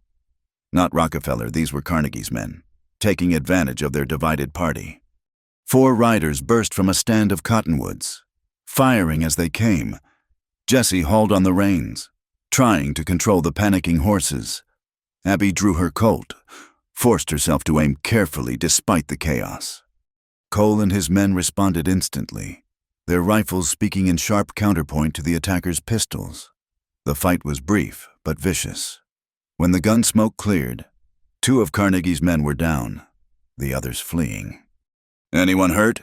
Cole called. "We're fine," Abby responded, though her hands shook with delayed reaction. Jesse had a graze on his shoulder. Nothing serious. One of Cole's men had taken a bullet in the thigh. Painful but not life-threatening. They made it home without further incident. But the message was clear. Carnegie might be constrained by Judge Pike's ruling, but he wasn't defeated. And now they'd made an enemy of Rockefeller, too. "We need more people," Cole said that evening as they tended wounds and cleaned weapons. "Can't defend the valley with just us." "Who would come?" Jesse asked. "Everyone knows the trouble here." "Good people would come," Abby said quietly. "People looking for a fresh start, a chance to build something. We just need to give them reason to believe it's possible." Over the following weeks, they put that belief into action. Cole spread word through his contacts good land available in Willow Draw, mutual defense guaranteed. The territorial government, influenced by Judge Pike, offered incentives for settlement in troubled areas. The first to arrive were the Grants Ulysses and Julia, with their 3 children. Union veterans like Cole. They'd lost their farm to drought and were desperate for a new beginning. They took the parcel adjoining Abby's land, threw up a soddy before the next snowstorm. Next came the Edison family, Thomas and Mary with their young twins. Thomas was an inventor of sorts, always tinkering, who saw opportunity in the valley's isolation. "Perfect for experiments," he said cheerfully. "No neighbors to complain about the explosions." By March, 6 families had settled in Willow Draw. It was hardly a town, but it was a community. They helped each other with building, shared meals, organized defenses. The children there were 8 now took lessons from Abby in her cabin, learning their letters alongside frontier skills. Carnegie watched from afar, his men occasionally testing their boundaries but never quite crossing the lines Judge Pike had drawn. Rockefeller made his displeasure known through legal channels, filing spurious claims that Pike dismissed with prejudice. It was during this tentative peace that Cole made his formal proposal. Not the desperate declaration of December, but proper courting as he'd promised. He arrived one Sunday in his best clothes, hat in hand, and asked Abby to walk with him. They followed the creek, ice beginning to break up with spring's approach. The cottonwoods showed the faintest green haze of budding leaves, life returning after winter's death. "I'm not good with pretty words," Cole began. "Never learned the art of romance, but I know what I feel." He stopped, turned to face her. "I love you, Abigail Lincoln. Love your courage, your kindness, your stubborn refusal to bend. I want to build a life with you, here in this valley. Raise children who'll know both strength and gentleness. Grow old watching sunsets from a porch we'll build together." He went to one knee in the muddy snow, producing a simple gold ring. "Will you marry me?" Abby felt tears blur her vision. After all the loss, all the struggle, to be offered this partnership, love, a future bright with possibility. "Yes," she said, pulling him to his feet. "Yes, Cole McKenna, I'll marry you." He slipped the ring onto her finger, kissed her with a tenderness that made her heart ache. When they returned to the cabin, Jesse took one look at their faces and whooped with joy. "About time," he declared. "I was beginning to think you two would court until Judgment Day." The wedding was set for May, when the wildflowers would bloom across the valley. The other families threw themselves into preparations with enthusiasm. Julia Grant and Mary Edison conspired over Abby's dress, while the men planned improvements to Cole's ranch house where the couple would live. But their happiness was shadowed by continued threats. Carnegie's harassment grew subtler but more insidious cut fence lines, poisoned water holes, stock mysteriously disappearing. Rockefeller filed lawsuit after lawsuit, trying to bog them down in legal fees. "He's trying to bleed us dry," Cole said after another summons arrived. "Death by 1,000 cuts." "Then we need to change the game." Abby replied, "Judge Pike gave us the law. Time to use it fully." She wrote letters to newspapers back east, describing their struggle to build civilization in the wilderness. The story of a woman homesteader standing against cattle barons caught public imagination. Donations began arriving, small amounts, but enough to cover legal fees. More importantly, the attention brought political pressure. The territorial governor, facing election, suddenly discovered a keen interest in protecting settlers' rights. Federal marshals increased their presence. Carnegie found his movements watched, his men questioned. The second violent confrontation came in April, just weeks before the wedding. This time it wasn't a raid, but an ambush. Cole was riding alone, checking the far boundaries of his property, when 6 men surrounded him. Carnegie himself led them, his pale eyes cold with fury. "You've cost me enough, McKenna. Time to settle accounts." 6 against 1. Cole kept his voice calm. "That's your style. Carnegie never did learn to fight fair." "Fair?" Carnegie laughed bitterly. "You turned the whole territory against me. My own men desert, my business contracts dry up, all because you couldn't mind your own affairs. You brought this on yourself. Could have lived and let live. But you had to play king of the valley. And now I'm nothing." Carnegie's control cracked. "But neither are you, boys." The men raised their weapons, but before they could fire, shots rang out from the surrounding ridges.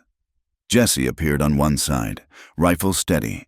Sam Crockett on another, the Grant boys, the Edisons, all the men of the community, positioned perfectly. "Difference between you and me, Carnegie," Cole said quietly. "I've got friends." Carnegie's men lowered their weapons, understanding the trap they'd ridden into, but Carnegie himself seemed past caring. "This isn't over," he snarled. "Yes, it is." Marshal Roosevelt rode into view, accompanied by federal deputies. "Quentin Carnegie, you're under arrest for conspiracy, attempted murder, and violation of federal settlement acts. Boys, drop your weapons." The arrest was swift and efficient, as Carnegie was led away in irons. He locked eyes with Cole one last time. "You think you've won? This valley will eat you alive. The woman, the boy, all your precious settlers. The frontier doesn't forgive weakness." "Maybe not," Cole agreed. "But we're not weak. We're together. That's what you never understood." The trial was swift, with testimony from the entire community and evidence Roosevelt had been gathering for months. Carnegie was sentenced to 10 years in federal prison. His men scattered, some leaving the territory entirely, others finding honest work. Rockefeller, seeing the writing on the wall, withdrew his lawsuits and retreated to his ranch. Word came that Clara had made it safely to Boston, where she was training as a nurse. May arrived with an explosion of wildflowers, just as Abby had hoped. The wedding day dawned clear and warm, the valley dressed in its finest colors. The ceremony was simple, held in the meadow by the creek, with the entire community in attendance. Judge Pike himself officiated, having made a special trip for the occasion. Jesse gave Abby away, standing tall and proud in his new suit. Cole waited at the makeshift altar, his gray eyes warm with love and promise. "Do you, Abigail Lincoln, Take this man to be your lawfully wedded husband, to have and hold, in plenty and in want, in joy and in sorrow, in sickness and in health, as long as you both shall live." "I do," Abby said, her voice clear and strong. The same question to Cole, the same answer given with quiet certainty.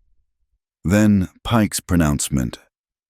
"By the power vested in me by the territory of Wyoming, I now pronounce you husband and wife." Their kiss was brief, appropriate to the public setting, but Abby felt the promise in it. Later, there would be time for all the private moments marriage brought. For now, this public declaration was enough. The celebration lasted well into the evening. Tables groaned under the weight of food everyone had contributed. Thomas Edison had rigged up special lanterns that bathed the meadow in golden light. Children ran between the dancers, their laughter bright as bells. "No regrets?" Cole asked, as they took a moment away from the festivities, standing together looking out over their valley. "None," Abby assured him. "This is home. These are our people. You are my heart. What could I regret?" He pulled her close, and they stood watching the sun set over Willow Draw, their valley, their home, their future stretching out before them like the promise of spring after a long, hard winter. Tomorrow would bring its own challenges. The railroad was coming, bringing change both good and bad. The territory would soon be a state. With all the complications that brought, there would be droughts and floods, births and deaths, all the joy and sorrow of human life. But tonight, there was music and laughter, community and love. Tonight, the woman who'd arrived in a broken wagon with nothing but determination had everything she'd dreamed of and more. The stars came out one by one, brilliant in the clear sky. Somewhere in the distance, a wolf howled, not a threat now, just another voice in the vast chorus of the frontier. "Dance with me," Cole said, leading her back to the lantern light. And she did, surrounded by friends who'd become family, in a valley that had become home, married to a man who'd helped her discover her own strength. The giant rancher and the settler woman, dancing in the Wyoming starlight, proof that even in the harshest ground, love could take root and bloom. The peace that followed Carnegie's imprisonment proved as fragile as spring ice on the creek. By late June, new troubles stirred in the valley like gathering storm clouds. The railroad had announced its route straight through the heart of Wyoming territory. With a proposed station only 40 miles from Willow Draw, land speculators descended like locusts, and with them came a different breed of predator. Abby first noticed something wrong when Mary Curie, Sam Crockett's daughter, failed to appear for her weekly lessons. The 17-year-old had never missed a class, always eager to improve her reading and ciphering. "She's probably helping with the new calves," Jessie suggested. But something in Sam's manner when he'd last visited nagged at Abby. That afternoon, she rode to Sam's small ranch adjoining Cole's property. She found him on the porch, staring at nothing, a half-empty bottle beside him. "Sam?" Abby dismounted, alarmed. She'd never seen the steady foreman drunk. "What's wrong?" His weathered face crumpled. "They took her. Mrs. McKenna took my Mary." Ice formed in Abby's stomach. "Who took her?" "Don't know their names. 5 men. Came yesterday while I was at the North Pasture. Mrs. Grant saw them riding out. Mary on one of their horses." He took a shuddering breath. "Left a note." With trembling hands, he passed her a piece of paper. The message was brief and brutal. "McKenna cost us plenty. Time to collect. The girl comes back when he pays what's owed. 20,000 in gold. Skeleton Ridge, 3 days. Come alone or she dies. Friends of Q.C. Quentin Carnegie, even from prison, his poison spread." "We have to tell Cole," Abby said immediately. "No," Sam grabbed her arm. "Note says he comes alone. These men, I've heard what they do to women. My Mary." His voice broke. Abby's mind raced. $20,000, an impossible sum. Cole had money, yes, but not that much liquid. And Skeleton Ridge, the place was a maze of box canyons and hidden trails. Perfect for ambush. Sam, listen to me.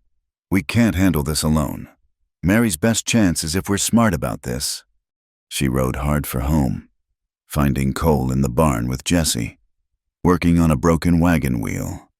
One look at her face and he dropped his tools. What's happened? She showed him the note. His expression went cold. Dangerous, the cavalry officer showing through the rancher's calm exterior. Carnegie's reaching from his cell, he said quietly. Must have planned this before his arrest. We don't have 20,000, Jesse pointed out. No, but we have something better. Cole's jaw set. Friends and knowledge of the territory. Jesse, ride to the Grants. Tell them we need every man who can shoot. Abby, get word to Marshal Roosevelt. If we do this right. I'm coming with you, Abby interrupted. Absolutely not. It's too dangerous. That girl is my student, my responsibility, and you'll need every gun you can get. She met his gaze steadily. You know I'm right. He wanted to argue. She could see it in his eyes, but he also knew her well enough to recognize when her mind was made up. Fine, but you'll follow my lead. No heroics. They had 2 days to prepare. Word spread through the valley like wildfire, one of their own taken. The community threatened. By nightfall, they had 15 men ready to ride, plus Abby and Julia Grant, who was as good with a rifle as any man. Marshal Roosevelt arrived the next morning with 2 deputies. Kidnapping's a hanging offense, he said grimly. These men just signed their death warrants. They made their plans carefully. The note demanded Cole come alone, but that was obviously a trap. Instead, they'd position their people around Skeleton Ridge before the appointed time. When the kidnappers showed themselves, they'd have them surrounded. What if they don't bring Mary? Julia asked quietly.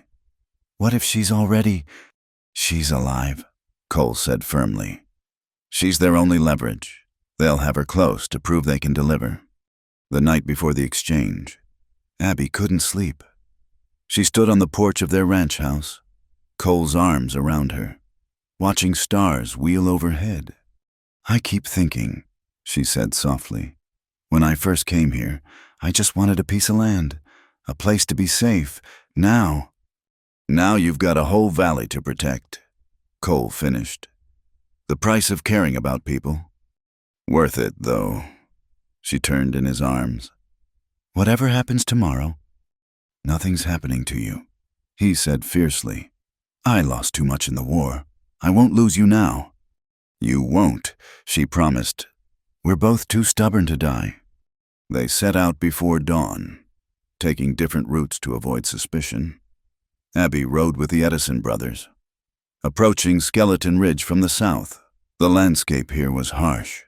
All red rock and twisted juniper, carved by wind into fantastic shapes. They took position behind a cluster of boulders overlooking the meeting spot, a flat area where 3 canyons converged. Perfect for ambush, but also perfect for counter-ambush if you knew what you were doing. The sun climbed higher, baking the rocks until heat shimmers danced across the ground. Abby checked her rifle for the 100th time, tried to quiet her hammering heart. Then movement.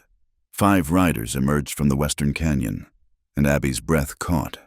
Mary was with them, hands tied to her saddle horn, a gag in her mouth, but apparently unharmed. The leader was a man she didn't recognize, lean, scarred, with dead eyes that reminded her of a rattlesnake. The others were typical hired guns, hard-faced men who'd sell their souls for drinking money. Cole appeared right on time, riding alone into the flat, saddlebags presumably full of gold. He stopped 50 feet from the kidnappers, hands visible. That's close enough. McKenna, the scarred man called. Show us the gold. Cole dismounted slowly, opened one saddlebag to reveal the gleam of coins. Half now, half when the girl's safely away. Don't think so. Full payment. Then you get her.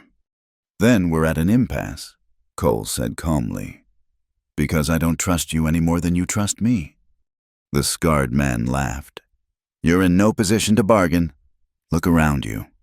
2 more men appeared on the ridges they'd held some back, just as Cole had suspected, but they hadn't counted on the full response of the valley.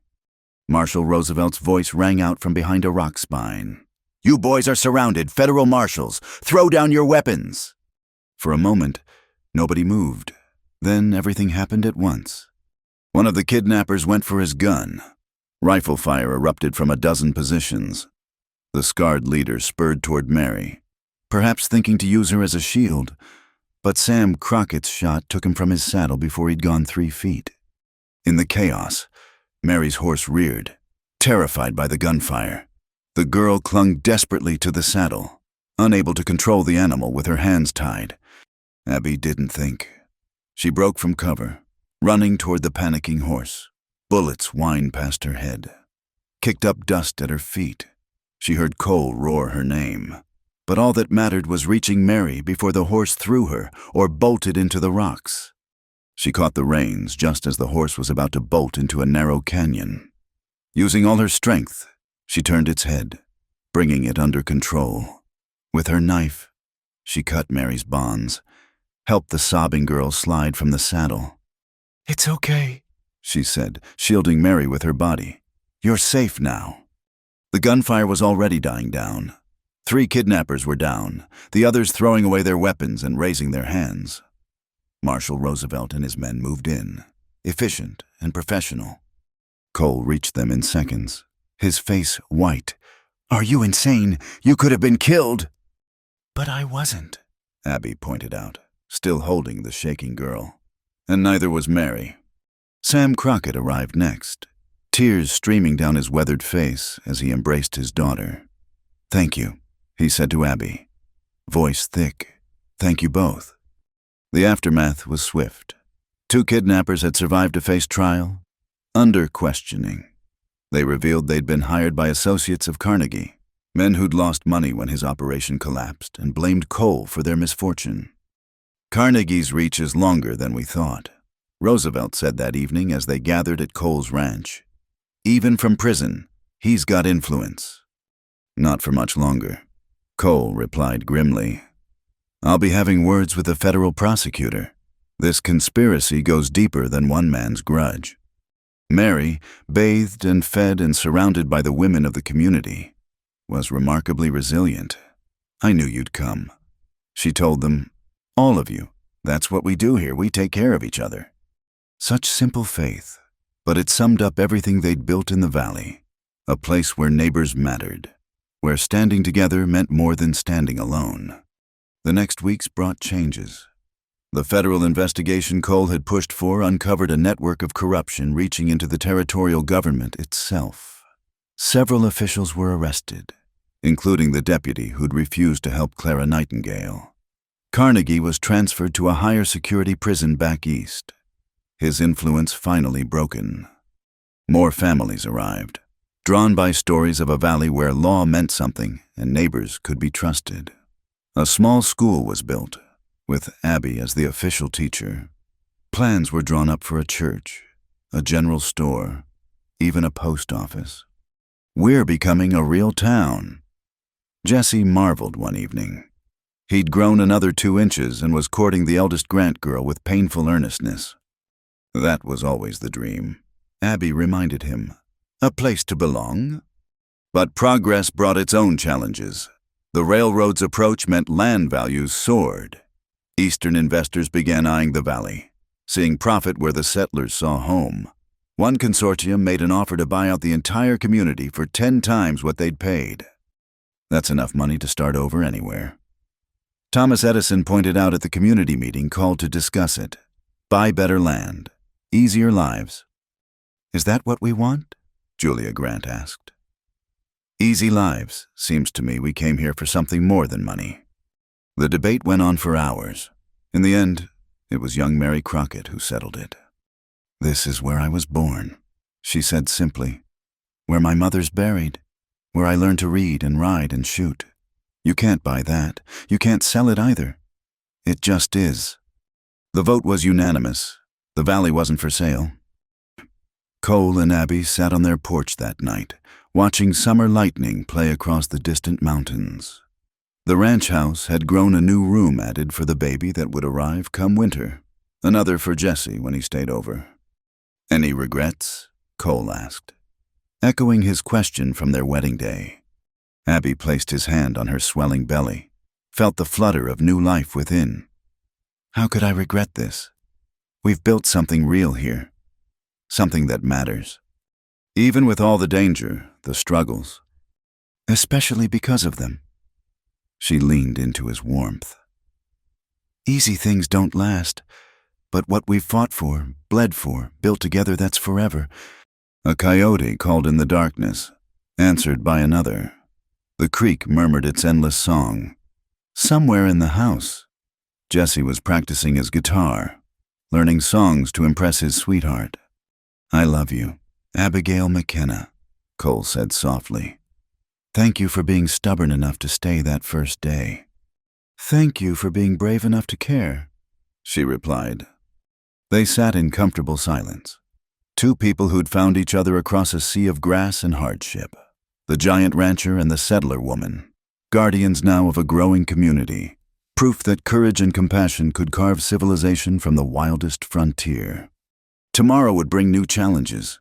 The railroad, when it came, would change everything. There would be disputes over water rights, conflicts between old ways and new.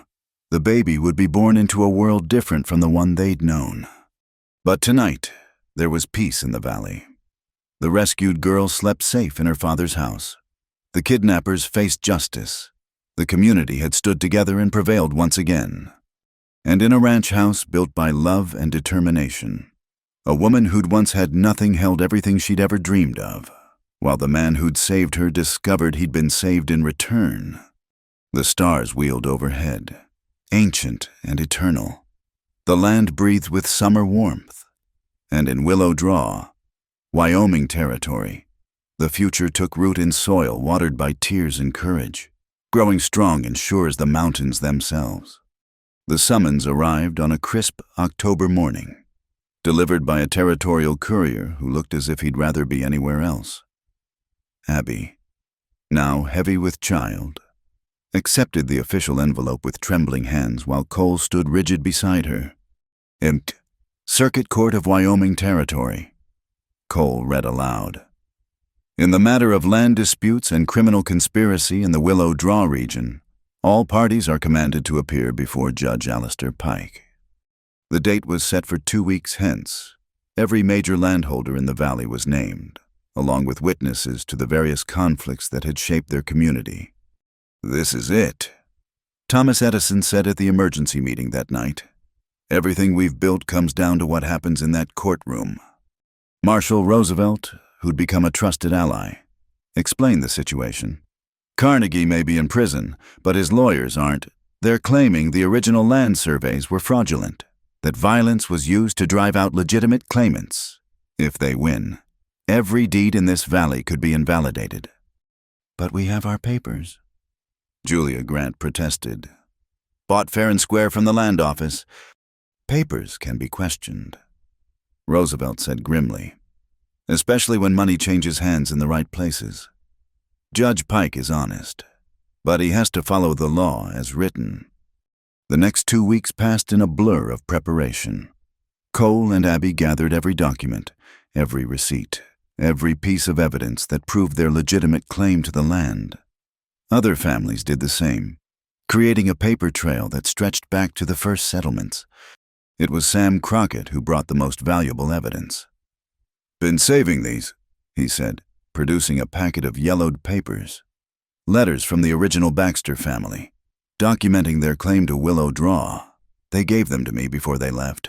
Said someone should know the truth." The letters revealed a pattern of intimidation going back years. Long before Carnegie's rise to power, the valley had always been contested, always fought over by those who saw land as commodity rather than home. The night before the trial, Abby couldn't sleep. She stood at the window, watching clouds scud across the moon, one hand on her swollen belly. The baby kicked, restless as its mother. "Can't sleep either," Cole joined her, wrapping a blanket around her shoulders. "I keep thinking about what Mary Crockett said, about home being something you can't buy or sell." She leaned into his warmth. "What if the judge doesn't see it that way? Then we'll appeal, fight it all the way to Washington if we have to." His arms tightened around her. "This land is ours. Abby, we've bled for it, built on it, made it bloom. No court can take that away." But they both knew courts could and did take away what people had built. Justice and law weren't always the same thing. The courthouse in Red Butte was packed when they arrived. Every settler from Willow Draw, townspeople who'd followed the story, newspaper reporters from as far away as Denver. At the plaintiff's table sat a team of sleek Eastern lawyers, Carnegie's money hiring the best legal minds available. Judge Pike entered precisely at 9 o'clock, his white hair gleaming in the morning light streaming through tall windows. He surveyed the packed courtroom with those penetrating eyes, then rapped his gavel. "This court is now in session. We're here to determine the validity of land claims in the Willow Draw Valley and to investigate allegations of criminal conspiracy in connection with said claims." The plaintiff's lead attorney, a sharp-faced man named Hamilton Vanderbilt, rose smoothly. "Your Honor, we will demonstrate that the current occupants of Willow Draw obtained their lands through fraud and violence, that they conspired to drive out legitimate businessmen and created a climate of fear that prevented lawful commerce." That's a lie, someone shouted from the gallery. Pike's gavel cracked like a gunshot. "Order anyone disrupting these proceedings will be removed." He turned his sharp gaze to the defense table. "Mr. McKenna, I understand you're representing yourself and the other settlers." Cole stood. "Yes, Your Honor, with the assistance of Mr. Charles Darwin, attorney from Cheyenne." He indicated a mild-looking man with intelligent eyes who'd agreed to help for expenses only, intrigued by the case. "Very well, Mr. Vanderbilt, present your case." What followed was a masterclass in legal manipulation. Vanderbilt painted Carnegie as a legitimate businessman trying to develop the territory, thwarted at every turn by violent settlers who took the law into their own hands. Documents were produced, some genuine, others of questionable provenance, suggesting prior claims to the valley. Mr. Carnegie invested thousands in improving the region. Vanderbilt argued, built roads, brought employment, tried to bring civilization to a lawless frontier. His reward imprisonment on trumped-up charges pushed by those who coveted his success. Abby listened with growing anger. Every incident was twisted, every truth bent to serve the narrative. In Vanderbilt's telling, she and Jesse were vagrant squatters, Cole a violent vigilante, the entire community a conspiracy against progress. When Darwin rose for the defense, his manner was different, quieter, more thoughtful, but with steel underneath. "Your Honor," he began, "will show that every claim Mr. B. Vanderbilt has made is not just false, but inversely true, that Mr. Carnegie was not a developer but a destroyer, not a victim but a perpetrator, and that the settlers of Willow Draw represent not lawlessness but the very best of American frontier spirit." He called witness after witness, Sam Crockett, steady and unshakable, describing Carnegie's threats against his daughter, the Grant family, detailing the attacks on their homestead, Marshall Roosevelt, confirming the pattern of violence that had finally led to Carnegie's arrest. Then Darwin played his masterstroke. "I call Mrs. Clara Nightingale asked her to the stand." The courtroom buzzed with surprise. Clara entered, elegantly dressed but with the same determined eyes Abby remembered. She'd indeed made it to Boston, but had returned for this moment. Mrs. Astor," Darwin began. "You were formerly married to William Rockefeller, an associate of Mr. Carnegie." "I was." Clara's voice was clear and strong. "And during that marriage, I was privy to conversations between my former husband and Mr. Tom Carnegie about their plans for Willow Draw." "Objection!" Vanderbilt shot to his feet. hearsay and marital privilege. The marriage was dissolved before these conversations. Darwin replied smoothly, and Mrs. Astor was a direct participant in some of them. Your Honor, her testimony is crucial to establishing the conspiracy. Pike considered, then nodded. I'll allow it.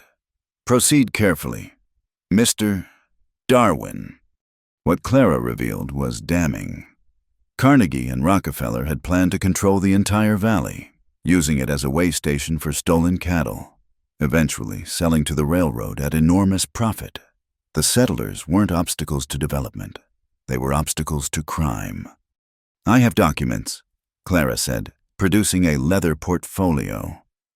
Correspondence between Carnegie and various officials, discussing bribes, planned violence, even murder if necessary. I took them when I fled my husband's house. The documents were explosive. Names, dates, amounts paid to corrupt officials, plans to burn out settlers, poison water supplies, whatever it took to claim the land. Vanderbilt tried to discredit Clara, attacking her character, her motives for leaving her husband, but Clara stood firm, and her documentation was unimpeachable. Finally, it was Abby's turn to testify. Despite Cole's protests about her condition, she insisted on taking the stand. Darwin guided her through their arrival in Wyoming. The first confrontations with Carnegie's men. The long struggle to build something lasting. Mrs. McKenna, Darwin asked gently, why did you stay when threatened, when attacked, when offered money to leave? Why stay? Abby's hand went unconsciously to her belly. Because running is what I'd done all my life. After our parents died, Jesse and I ran from Kansas, from memories, from pain. But you can't run forever. Eventually, you have to stand somewhere and say, this is home. This is where I make my stand. Even at the cost of violence of danger, freedom has always cost something. Abby replied, our fathers knew that in the Revolution. Our husbands knew it in the Civil War. The question isn't whether there's a cost, it's whether what you're fighting for is worth it. She looked around the courtroom, at the faces of her neighbors, her community. Every family here has bled for their land, not because we're violent people, but because we refuse to be victims. We stood together against those who would take by force what they couldn't earn by right. If that's conspiracy, then yes, we conspired to be free. The courtroom was silent when she finished. Even Vanderbilt seemed momentarily at a loss. Judge Pike called a recess. When they reconvened, his expression was grave. I've reviewed all evidence and testimony, he began. The court finds as follows. First, all land claims properly filed with the Territorial Land Office are valid and binding. The settlers of Willow Draw are the rightful owners of their properties. A cheer began to rise, but Pike's gavel silenced it.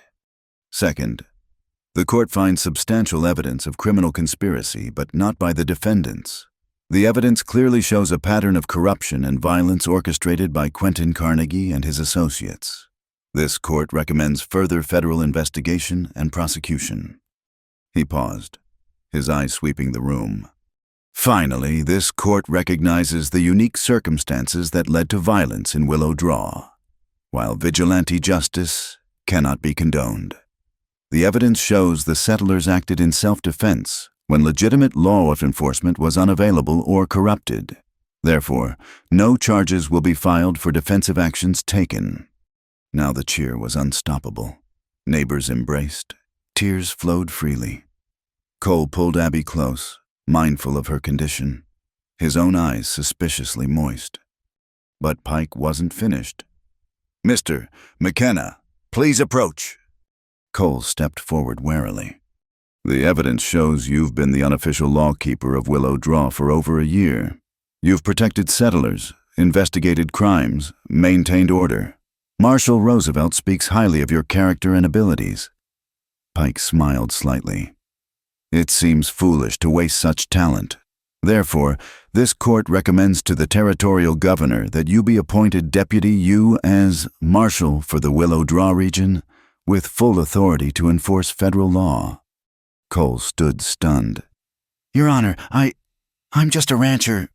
No, Mr. McKenna. You're a leader. The badge will simply make official what everyone already knows.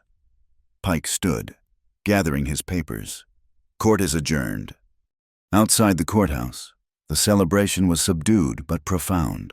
They'd won more than a legal case, they'd won recognition, legitimacy, the right to exist on their own terms. Deputy Marshal McKenna, Abby teased as they climbed into their wagon. It has a nice ring to it. It's a lot of responsibility, Cole said seriously. The valley's growing, the railroad's coming. Things will get more complicated, not less. Then it's good we'll have a lawman we trust. She took his hand, placed it on her belly where the baby kicked strongly. Someone to make sure this little one grows up in a place where law means justice, not just power. They drove home through the afternoon light, their neighbors' wagons spreading out across the prairie like seeds scattered on fertile ground. Behind them, Red Butte was already buzzing with the news. Ahead lay Willow Draw, their valley, their home, legally theirs at last. That night, as Abby settled heavily into bed, she thought about the journey that had brought them here. From a desperate woman with a broken wagon to a rancher's wife carrying new life. From a lawless valley to a community with its own federal marshal. No regrets, Cole asked, settling beside her. Only one, she said. He looked at her with concern. I wish my parents could see this, could know that Jesse and I found our place. She smiled through sudden tears. That we didn't just survive, we thrived. Cole pulled her close, his hand gentle on her hair. They know, he said softly. Somehow, they know. Outside, an early winter wind rattled the windows, but inside was warmth and safety and love. Tomorrow would bring new challenges, the baby coming soon, the badge Cole would wear, the changes the railroad would bring. But tonight, they were home, legally, officially, irrevocably home. And in the transformed valley of Willow Draw, that was worth everything they'd fought for. Spring came early to Willow Draw that year, melting the snow from the mountains and filling the creek to bursting. The valley exploded with wildflowers, Indian paintbrush, lupine, and yarrow carpeting the meadows in riotous color. It was a time of building and planting, of new beginnings sprouting from winter's harsh soil. The barn raising was Cole's idea. We need a proper community space, he'd said at the first town meeting after the trial. Somewhere for gatherings, dances, maybe even a school until we can build a real one. Now, on a bright April morning, the entire valley had gathered at the chosen spot, a rise of land overlooking the creek, central to all the homesteads. Men arrived with tools and lumber, women with food enough to feed an army, children racing between the wagons like excited colts. Easy there. Abby called to Jesse, who was directing the placement of support beams. At 18, he'd grown into a man seemingly overnight, tall and lean with their father's steady hands and their mother's quick smile. That timber's worth more than you are. Yes, ma'am, he grinned. But his care with the valuable lumber showed he took the responsibility seriously. Their daughter, 3-month-old Grace, slept peacefully in a basket nearby, oblivious to the controlled chaos around her.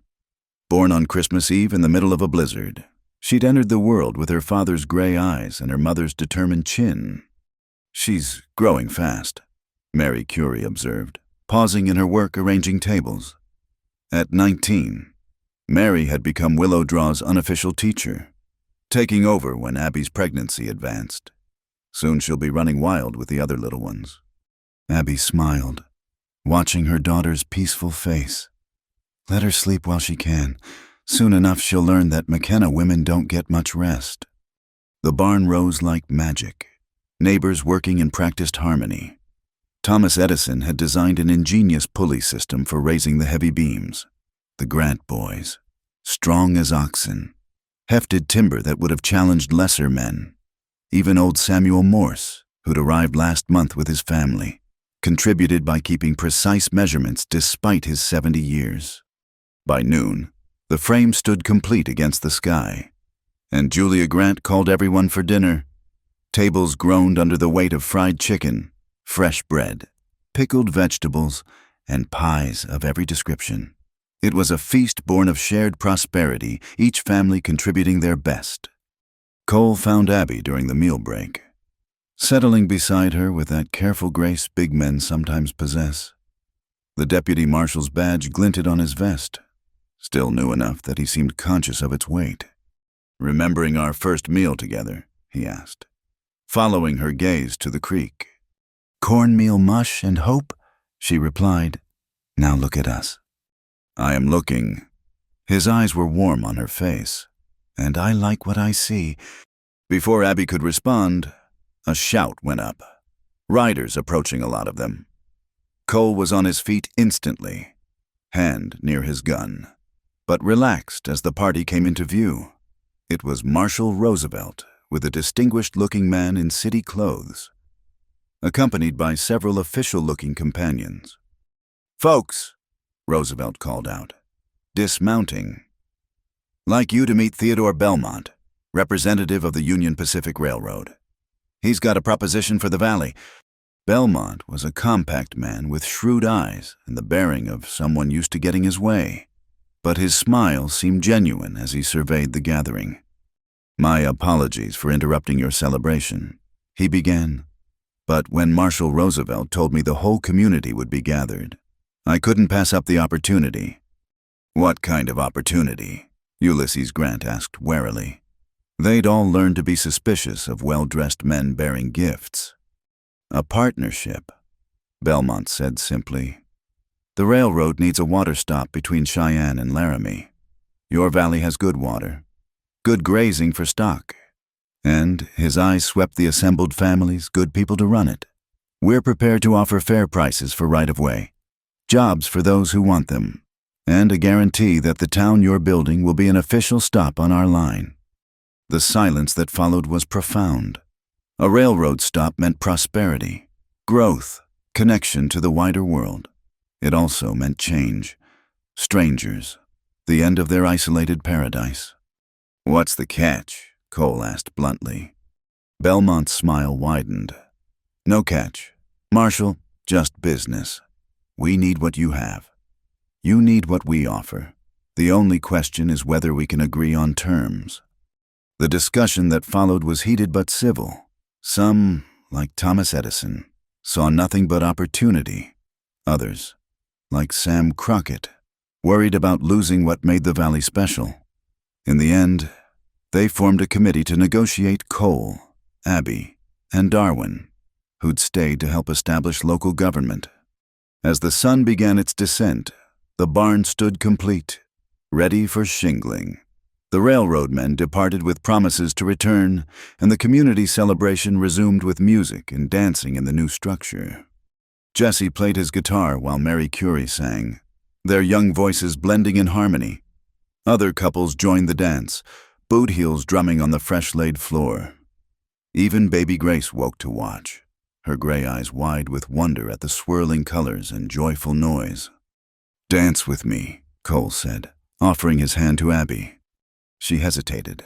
"I'm not sure I remember how. It's been so long." "Then we'll learn together." They moved on to the floor, Abby acutely conscious of how her body had changed since their wedding dance. But Cole held her as if she were made of spun glass and starlight, and soon she forgot everything but the music and the man.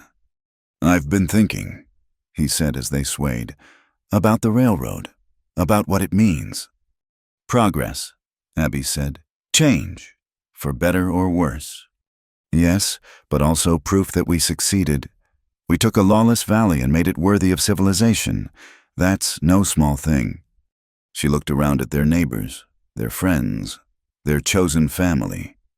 The Grants teaching their boys to fiddle, the Edisons demonstrating some new contraption to amazed children, Sam and Mary Crockett laughing at something Jesse had said. All of them here because two desperate siblings had refused to give up on a dream. "No," she agreed softly, "it's no small thing." As night fell, lanterns were lit, casting golden light through the barn's gaps. Children fell asleep in corners, wrapped in their mothers' shawls. The music grew softer, couples dancing closer as stars emerged overhead. It was then that Charles Darwin stood, calling for attention. Before we end this gathering, I have an announcement. The territorial government has approved our petition. Willow Draw is now officially a town, with the right to elect officials, establish schools, and govern our own affairs. The cheer that went up could probably be heard in Cheyenne. Jesse grabbed Mary and spun her around, both laughing. The Grant boys fired their pistols into the air until Cole's stern look stopped them. Even Grace seemed to understand something momentous had happened, gurgling happily in her basket. "We'll need a mayor," Darwin continued. "A town council, a sheriff once Marshal McKenna's federal duties expand. But tonight, let's just celebrate what we've accomplished." Later, as families began the journey home under a crescent moon, Abby stood outside the new barn with Cole and Jesse. Grace slept in her father's arms, tiny fist curled around his badge. "Pa would be proud," Jesse said quietly. "Ma, too. We really did it, didn't we? Found our place." "We all did," Abby replied. "Everyone here came looking for something: land, freedom, a new start. And we found it together." A wolf howled in the distance, answered by another. Once that sound had meant danger, loneliness, the vast indifference of the frontier. Now it was just another voice in the night, no more threatening than the wind in the cottonwoods or the creek's endless song. "I should check on the stock," Jesse said. "Coming, Cole." In a minute, Jesse headed off, whistling. At 18, he was courting Mary seriously, talking about building his own place come summer, another generation putting down roots in the valley. "Any regrets?" Abby asked, echoing their old refrain. Cole shifted Grace to one arm, pulled Abby close with the other. "How could I regret the life we've built, the child we've made, the community we've helped create? Even with the railroad coming, even with everything about to change." "Especially with that." He pressed a kiss to her hair. "Change means growth. Growth means our daughter will have opportunities we never dreamed of. The one-room school will become a real schoolhouse. The trading post will become a proper store. The trails will become roads." "And the giant rancher who growled at a settler woman." Cole chuckled, a rumbling sound that made Grace stir. "Will become a grandfather someday. God willing, teaching his grandchildren to ride and shoot and stand up for what's right." They walked slowly home, their new barn standing proud against the stars behind them. Tomorrow would bring new challenges: railroad negotiations, town elections, the endless work of building civilization from raw frontier. But tonight, there was peace in the valley. The banker's widow in Missouri who'd written about investing in western towns would have to wait for a reply. The letter from Clara Astor announcing her engagement to a Boston doctor could be answered later. Even the government documents requiring Cole's attention as deputy marshal could rest until morning. In the ranch house Cole had built and Abby had made a home. They settled their daughter in her cradle, checked on Jesse reading by lamplight, and finally found their own bed. "Thank you," Abby whispered in the darkness. "For what? For seeing something in a stubborn woman with a broken wagon? For choosing to care when caring was dangerous? For helping me build this life?" His arms tightened around her. "Thank you for reminding me that some things are worth fighting for refusing to run when running would have been easier, for making me whole again." Outside, spring rain began to fall, gentle as a blessing on the new crops. The creek would run high tomorrow, carrying mountain snow to the thirsty plains. The grass would green, cattle would fatten, and life would go on as it always had. But in Willow Draw, it would go on differently now. Not just survival, but prosperity. Not just existence, but community. Not just land, but home.